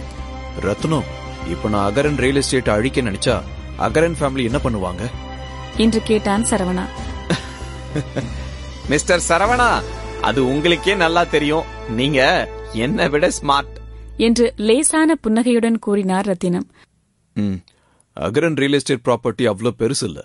இப்போ நான் அவங்களை ஏதாவது பண்ண நினைச்சா கண்டிப்பா என்னை எதிர்க்க தப்பா ஏதாவது பண்ணுவாங்க. சோ கம்மியான விலைக்கு ரியல் எஸ்டேட் எடுத்து எல்லாத்தையும் ரெடி பண்ணுங்க என்று கூறிய சரவணாவிற்கு இதில் ஆர்வம் அதிகமாய் இருந்தது. ரியல் எஸ்டேட் மூலமாக அதில் நிறைய லாபம் கிட்டுகிறது. மிஸ்டர் சரவணா, அவ்வளவுதானா என்று கேள்வியாக நிறுத்தினார் ரத்தினம். அதில் புன்னகைத்த சரவணா, நான் அடுத்து பெருசா ஒன்னு பண்ணலாம்னு இருக்கேன் என்று கூறிட, என்னன்னு நான் தெரிஞ்சுக்கலாமா என்று குழப்பத்துடனே கேட்டார் ரத்தினம். ஜாஸ்பர் ஸ்டீவன் என்று கூறினான் சரவணா. அதில் அதிர்ந்தவர், மிஸ்டர் சரவணா, அவன் பிறந்ததுல இருந்தே பெரிய கிரிமினல். நான் கடைசியா கோஆபரேஷன் பத்தி அவன் கிட்ட பேசினப்பவே அவன் எதுக்கும் பிடி கொடுக்கல.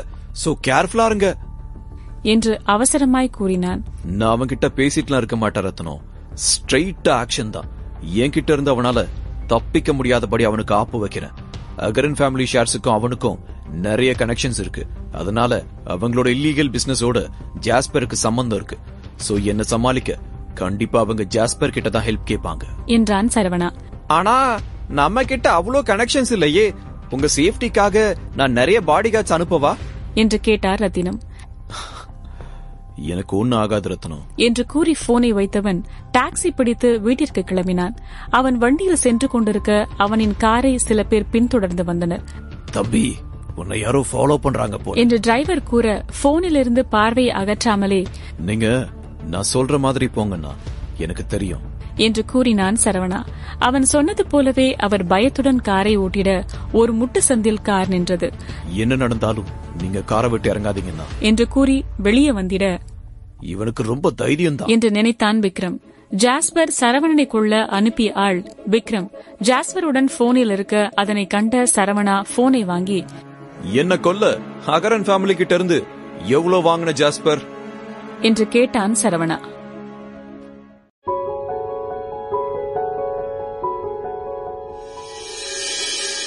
அத்தியாயம் 68. மாட்டிக்கொள்ளும் பாலா. சரவணன் குரலை கேட்டு அதிர்ந்தார் ஜாஸ்பர். இன்னும் அவன் எப்படி உயிருடன் இருக்கிறான் என்ற கேள்வி அவருக்கு. மிஸ்டர் சரவணா, நீங்க என்ன பேசுறீங்கன்னு எனக்கு புரியல என்று ஒன்றும் தெரியாதது போல் நடித்தார் ஜாஸ்பர். சரி, புரியுற மாதிரி சொல்றேன். என்ன கொல்றதுக்காக அகரன் எஸ்டேட் கிட்ட இருந்து எவ்வளவு வாங்கினியோ அதை விட டபுளா எனக்கு கொடு, உன்னை கொல்லாம விட்டுறேன் என்று சரவணா கூறிட வெடித்து சிரித்தார் ஜாஸ்பர். மிஸ்டர் சரவணா, ஜோக் பண்ணிக்கிட்டு இருக்கீங்களா என்று சாதாரணமாய் அவர் கேட்டாலும் அவர் முகத்தில் கோபம் கொப்பளித்தது. என்ன நடக்கிறது என்று குழம்பினார். அவர் அனுப்பிய ஆட்கள் இன்னும் சரவணனை கொல்லவில்லையோ என்று யோசித்தவர், மிஸ்டர் சரவணா, நமக்குள்ள எந்த பிரச்சனையும் இல்லையே என்று போலியாக சிரித்தபடியே கேட்டார் ஜாஸ்பர். இனிமேல் நாம் எதிரிங்க தான். உங்க திறமைய பார்த்து நான் ரொம்ப இம்ப்ரெஸ் ஆனேன் ஜாஸ்பர். ஆனா நீங்க தப்பான ஆளுக்கு ஹெல்ப் பண்ண நினைச்சிட்டீங்க. உனக்கு 2 மணி நேரம் டைம் கொடுக்கறேன். அதுக்குள்ள அடுத்து என்ன பண்ணணும்னு யோசிச்சுக்கோ. 2 மணி நேரம் கழிச்சு நீ எனக்கு காசு கொடுக்கல, உன்னோட கேம்பஸ் ரோடு உன்கிட்ட இருக்காது என்று கூறி போனை வைத்தான் சரவணா. அவன் எதிர்பார்த்ததை விட ஜாஸ்பரின் அதிகாரம் இங்கு பெரிதாயிருக்கிறது. நீ இவ்வளவு போல்டா இருப்பன்னு நான் எதிர்பார்க்கவே இல்லை. மாஸ், ஜாஸ்பரை எதிர்க்கிறத பத்தி நீ பேசினப்போவோ முதல்ல நான் நம்பவே இல்லை என்று அவன் அருகில் இருந்த சாரு கூறினாள். சாருமதி ஒரு காசினோவின் ஓனர். அவளுக்கு பின்னால் பல பேர் இருக்கிறார்கள். அவளை போன்ற பெண் இந்த பிசினஸை செய்கிறார்கள் என்று அவனுக்கு தெரியவில்லை. அதை அவன் கேட்கவும் இல்லை. ஜாஸ்பர் ஆட்களிடமிருந்து அவள்தான் அவனை காப்பாற்றினாள். நான் இவ்ளோ தைரியமா இல்லன்னா இந்நேரம் செத்திருப்பேன் என்றான் சரவணா. ஜாஸ்பரின் விழாவில் ஜாஸ்பருடன் ஸ்விம்மிங் பூலில் பாலாவும் இருந்தார். அவர் பேசி முடித்ததும், ஜாஸ்பர் என்னாச்சு என்று கேட்டார் பாலா. இல்ல, விக்ரம் அவன் கூட போன ஆளுங்களும் ரொம்ப பவர்ஃபுல், யோசிக்காம போட்டு தள்ளிட்டு போயிட்டே இருப்பானுங்க என்று கூறிய ஜாஸ்பர் சரவணனிற்கு யார் உதவி செய்திருப்பார் என்று யோசித்தார். பாதிக்கு மேல் இந்த ஊரே தம் கட்டுப்பாட்டில் இருக்கையில் தன்னை எதிர்க்க யார் என சிந்தித்தார். நீ ரொம்ப யோசிக்காத. அவன்கிட்ட பணம் இருந்தா என்ன, அதை வச்சு என்கிட்ட அவன் வேலையை காட்ட முடியாது என்று ஜாஸ்பர் சமன் செய்திட அதற்கு தலையசைத்த பாலா, எனக்கு தெரியும். ஆனா சரவணா ஒன்னும் நம்ம நினைக்கிற மாதிரி சாதாரண பணக்காரன் இல்ல. அவன்கிட்ட மோதுறது சுலபம் இல்ல. அவன் மத்தவங்க வீக்னஸ் வச்சு விளையாட பாப்பான். இப்படிதான் அவன் குப்தா குரூப்ஸையும் அழிச்சான். எனக்கு என்னமோ அவனுக்கு பின்னால யாரோ பெரிய ஆள் இருக்காங்கன்னு தோணுது. ஏன்னா ரொம்ப ரகசியமா நான் வச்சிருந்த விஷயம் எல்லாமே இப்ப அவன் கண்டுபிடிச்சு வச்சிருக்கான். என்னோட பேங்க் ரிப்போர்ட்ல இருந்து கவர்மெண்ட்ல இருக்கிற செக்யூர்ட் இன்ஃபர்மேஷன் வர அவன் கையில இருக்கு என்று கூறினார். கைகளை பரப்பி ஒரு ஓரத்தில் அமர்ந்த ஜாஸ்பர், அவ்ளோ பண்ணவனால என்ன பத்தி ஒரு சின்ன விஷயம் கூட அவனால கண்டுபிடிக்க முடியாது என்று கூறினார். அவர் செய்த இல்லீகல் காரியங்கள் மட்டும் வெளிச்சத்திற்கு வந்தால் அவரின் சொகுசு வாழ்க்கை முற்று பெற்றுவிடும்.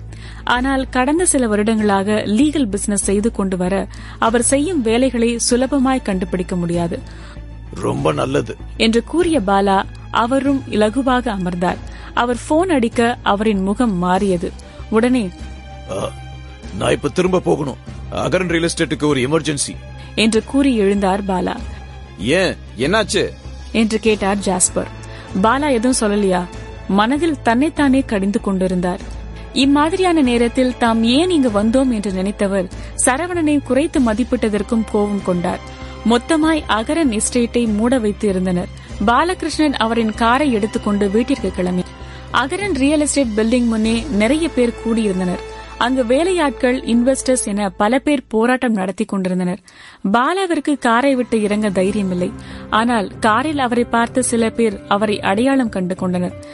இதோ பாஸ் இங்க வந்துட்டாரு, பல வருஷமா நமக்கு சம்பளமே கொடுக்கல, வாங்க அவங்கிட்டே போய் கேட்போம் என்று ஒருவர் காத்திட, கூடிய சீக்கிரத்துல எஸ்டேட்டே க்ளோஸ் பண்ணிருவாங்க, சோ நாம போய் அவனை கையும் களவுமா பிடிப்போம் என்று கூட்டம் அவரின் காரை நோக்கி வர உடனே பதட்டத்தில் காரை கிளப்பிக் கொண்டு அங்கிருந்து கிளம்பி. ஆனால் அவரின் காரை அங்கு இருந்தவர்கள் சூழ்ந்து கொள்ள அவரால் அங்கிருந்து தப்பிக்க முடியவில்லை. கூட்டத்தில் இருந்தவர்கள் கத்திக் கொண்டே காரை தட்டி, முதல்ல வெளியே வாயா, ஒழுங்கா எங்க பணத்தை எல்லாம் கொடு என்று கூட்டம் அவரை ஆத்திரத்தோடு அழைத்தது. பாலாவிற்கு உடல் நடுக்கம் எடுத்தது. வலுக்கட்டாயமாக அவரை காரை விட்டு வெளியே இழுத்து போட்டவர்கள் அடித்து வெளுக்க துவங்கினர். அவர் அடி வாங்கிக் கொண்டு இருக்கும் பொழுதுதான் தூரத்தில் சரவணன் நின்று கொண்டிருப்பதை பார்த்தார். அவன் படம் பார்ப்பது போல் வேடிக்கை பார்த்துக் கொண்டிருந்தான். அவனுக்கு ஒன்றும் ஆகவில்லை என்பதை உணர்ந்தவர் கோபம் ஜாஸ்பர் மீது திரும்பியது. சொன்ன வேலையை அவன் செய்யலையே என்று நினைத்தார்.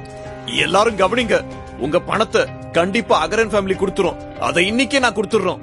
உடனே அதுக்கான ஏற்பாடு பண்ற. எல்லாரும் மேல போய் என் செக்ரட்டரிய பாருங்க, அவன் உங்களுக்கு பணத்தை கொடுப்பான் என்றார் பாலா. இந்த கேஸை ரவி கையாண்டால் நிச்சயம் பல குட்டுகள் வெளிப்படும். அது தமக்கு ஆபத்து என்று நினைத்தார் பாலா. அவர் சொன்னதை கேட்டதுமே அனைவரும் வேகமாய் மேலே சென்றனர்.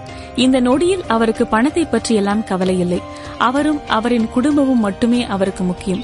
இனியும் சரவணனை எதிர்த்தால் ஜெயில்தான் கதி என்று தெரியும். சரவணனை தயக்கத்துடன் நெருங்கியவர் தலையை குனிந்து கொண்டு, சரவணா, இது என்னோட பையன் பண்ண தப்பு, கவலைப்படாத. நான் அவனை உன்கிட்ட மன்னிப்பு கேட்க சொல்றேன். உன் முன்ன மண்டி போட்டு நிக்க சொல்றேன். இது உங்க 2 பேத்துக்குள்ள நடக்கிற சின்ன சண்டை. என்ன இருந்தாலும் இவ்வளவு தூரம் நீ பண்ணணுமா? அவனை மன்னிக்க மாட்டியா? இதுக்காக நான் என்ன வேணும்னாலும் தரேன் என்று கூறினார் பாலா.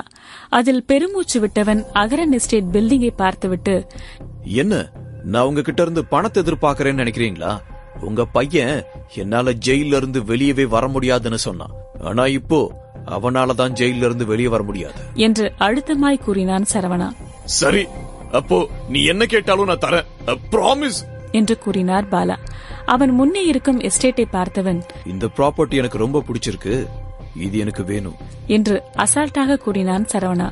அதில் தன்னைத்தானே தூய தமிழில் திட்டிக் கொண்டார் பாலா. இந்த நேரத்துல ஏன் இவ்ளோ பேர் அவங்க காசை கேட்டு வந்திருக்காங்கன்னு தெரியுமா? நீ இப்ப காசை மட்டும் கொடுத்துட்டீங்கன்னா என்னால சுலபமா இந்த கம்பெனி எடுத்துக்க முடியும் என்று கூறிட பாலாவிற்கு மயக்கம் வராத குறையாக இருந்தது. சரவணா, என் பையன் சார்பா நான் மன்னிப்பு கேட்டுக்கிறேன். அதே போல ஜாஸ்பரை விட்டு உன்னை கொல்ல நினைச்சதும் என்னோட ரொம்ப பெரிய முட்டாள்தனம். பிளீஸ், தயவு செஞ்சு எங்களை விட்டுரு என்று கைகளை குப்பிக் கொண்டு கெஞ்சினார் பாலா. நான் மன்னிக்க மாட்டேன் என்றான் சரவணா. அதில் பாலாவின் முகம் சுருங்கியது. அகரன் ரியல் எஸ்டேட் நானே உன்கிட்ட கொடுக்க நினைச்சாலும் அகரன் ஃபேமிலியில இருக்கிற மத்தவங்க அதுக்கு சம்மதிக்க மாட்டாங்க. நீ ரொம்ப ஓவரா பண்ணிக்கிட்டு இருக்க என்று கூறிய பாலா அவரின் போனை எடுத்தார். அந்த நபருக்கு அழைக்க அவர் விரும்பவில்லை. ஆனால் நிலைமை கைமீறி போய்விட்டதே. அவர் மொத்தமாய் தோற்று அந்த நபருக்கு அழைத்தார். உனக்கு அகரன் ஃபேமிலியோட உண்மையான பவர் என்னன்னு காட்டுற என்று பாலா கூறிட அவர் அளித்த நபரோ அவரின் அடுத்த வேலையை துவங்கி இருந்தார். கொஞ்ச நேரத்திலே அகரன் ரியல் எஸ்டேட் பில்டிங் முன்னே ஒரு ஆடி கார் வந்து நின்றது. அகரன் குடும்பத்தினரை கண்டதும் அவரின் இதழ்கள் அழுத்தமாய் விரிந்தது. சரவணனின் அழிவு காலம் அந்த காரில் வந்து இறங்கியது போல் உணர்ந்தார் பாலா. ஆனால் வந்து இறங்கியவர் சரவணனிடம் அப்படி கூறுவார் என்று பாலா எதிர்பார்க்கவில்லை. Congratulations mister Saravana, welcome to Akaran real estate என்று கூறினார்.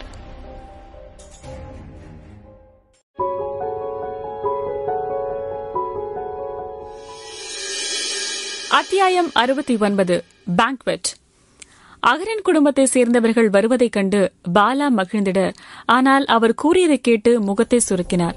ஏன் சரவணன் முன் இப்படி முட்டாள்தனமாக நடந்து கொள்கிறார்கள் என்ற யோசனை அவருக்கு. இதில் போலீஸ் அதிகாரிகள் பல பேர் அவர்களுக்கு பழக்கம். அவர்களுக்கு சொல்லப்போனால் ஹில்வுட் அவர்களின் கண்ட்ரோலில் இருந்தது. வந்தவர்தான் அகரன் குடும்பத்தின் பாஸ் ஃபெலிக்ஸ். மிஸ்டர் அகரன் என்று மற்றவர்களால் அழைக்கப்படுபவர். காரை விட்டு இறங்கியதும் சரவணனை நெருங்கியவர், சாரி சரவணா, நான் லேட்டா வந்துட்டேன். உன்னை பார்க்க எனக்கு ரொம்ப தாமதமாயிடுச்சு என்று ஃபெலிக்ஸ் கூறிட அங்கு இருந்த சில பேர் ஆச்சரியமாய் அதனை பார்த்தனர்.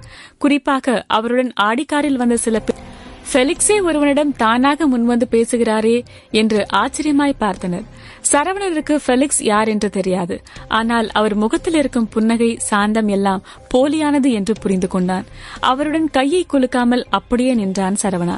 அதில் அவமானப்பட்டாலும் கையை எடுத்துக்கொண்டு லேசாய் சிரித்த ஃபெலிக்ஸ், மிஸ்டர் சரவணா, எங்க அகரன் ஃபேமிலில இப்படி தண்டத்துக்கு 2 பேர் இருந்ததே இல்ல. பாலாவும் அவன் புள்ள ரிஷி மாதிரி ஒன்னத்துக்கும் பிரயோஜனம் இல்லாதவங்க உங்களை எதிர்த்து இருக்க கூடாது. எப்படியோ அவங்கள நீங்க ஈஸியா டீல் பண்ணிட்டீங்க. வாங்களே, நான் உங்களுக்கு சின்னதா ஒன்னு ஏற்பாடு பண்ணிருக்கேன், பாப்போமா என்று கூறி அவர் கையை உயர்த்த பின்னால் ஒருவர் போர்டு ஒன்றை எடுத்து வந்தார். அவர்கள் முன்னே நடக்க சரவணா அகரன் ரியல் எஸ்டேட் முன்பு வந்து நின்றான். அங்கு நடப்பதை பெரும் அதிர்ச்சியுடன் பார்த்துக் கொண்டிருந்தார் பாலா. சில பேர் அகரன் ரியல் எஸ்டேட் என்ற பெயர் பலகை அங்கிருந்து கழட்டிக் கொண்டிருந்தனர். அதனை பாலா கண்முன்னே எரிக்கவும் செய்தனர். அதன்பின் புதிய போர்டு ஒன்றை அங்கு மாட்டினர். அதில் சரவணா ரியல் எஸ்டேட் என்ற பெயர் பொறிக்கப்பட்டிருந்தது. அகரன் குடும்பத்தினர் அவனை கைக்குள் போட்டுக்கொள்ள பார்க்கின்றனர் என்று புரிந்து கொண்டான்.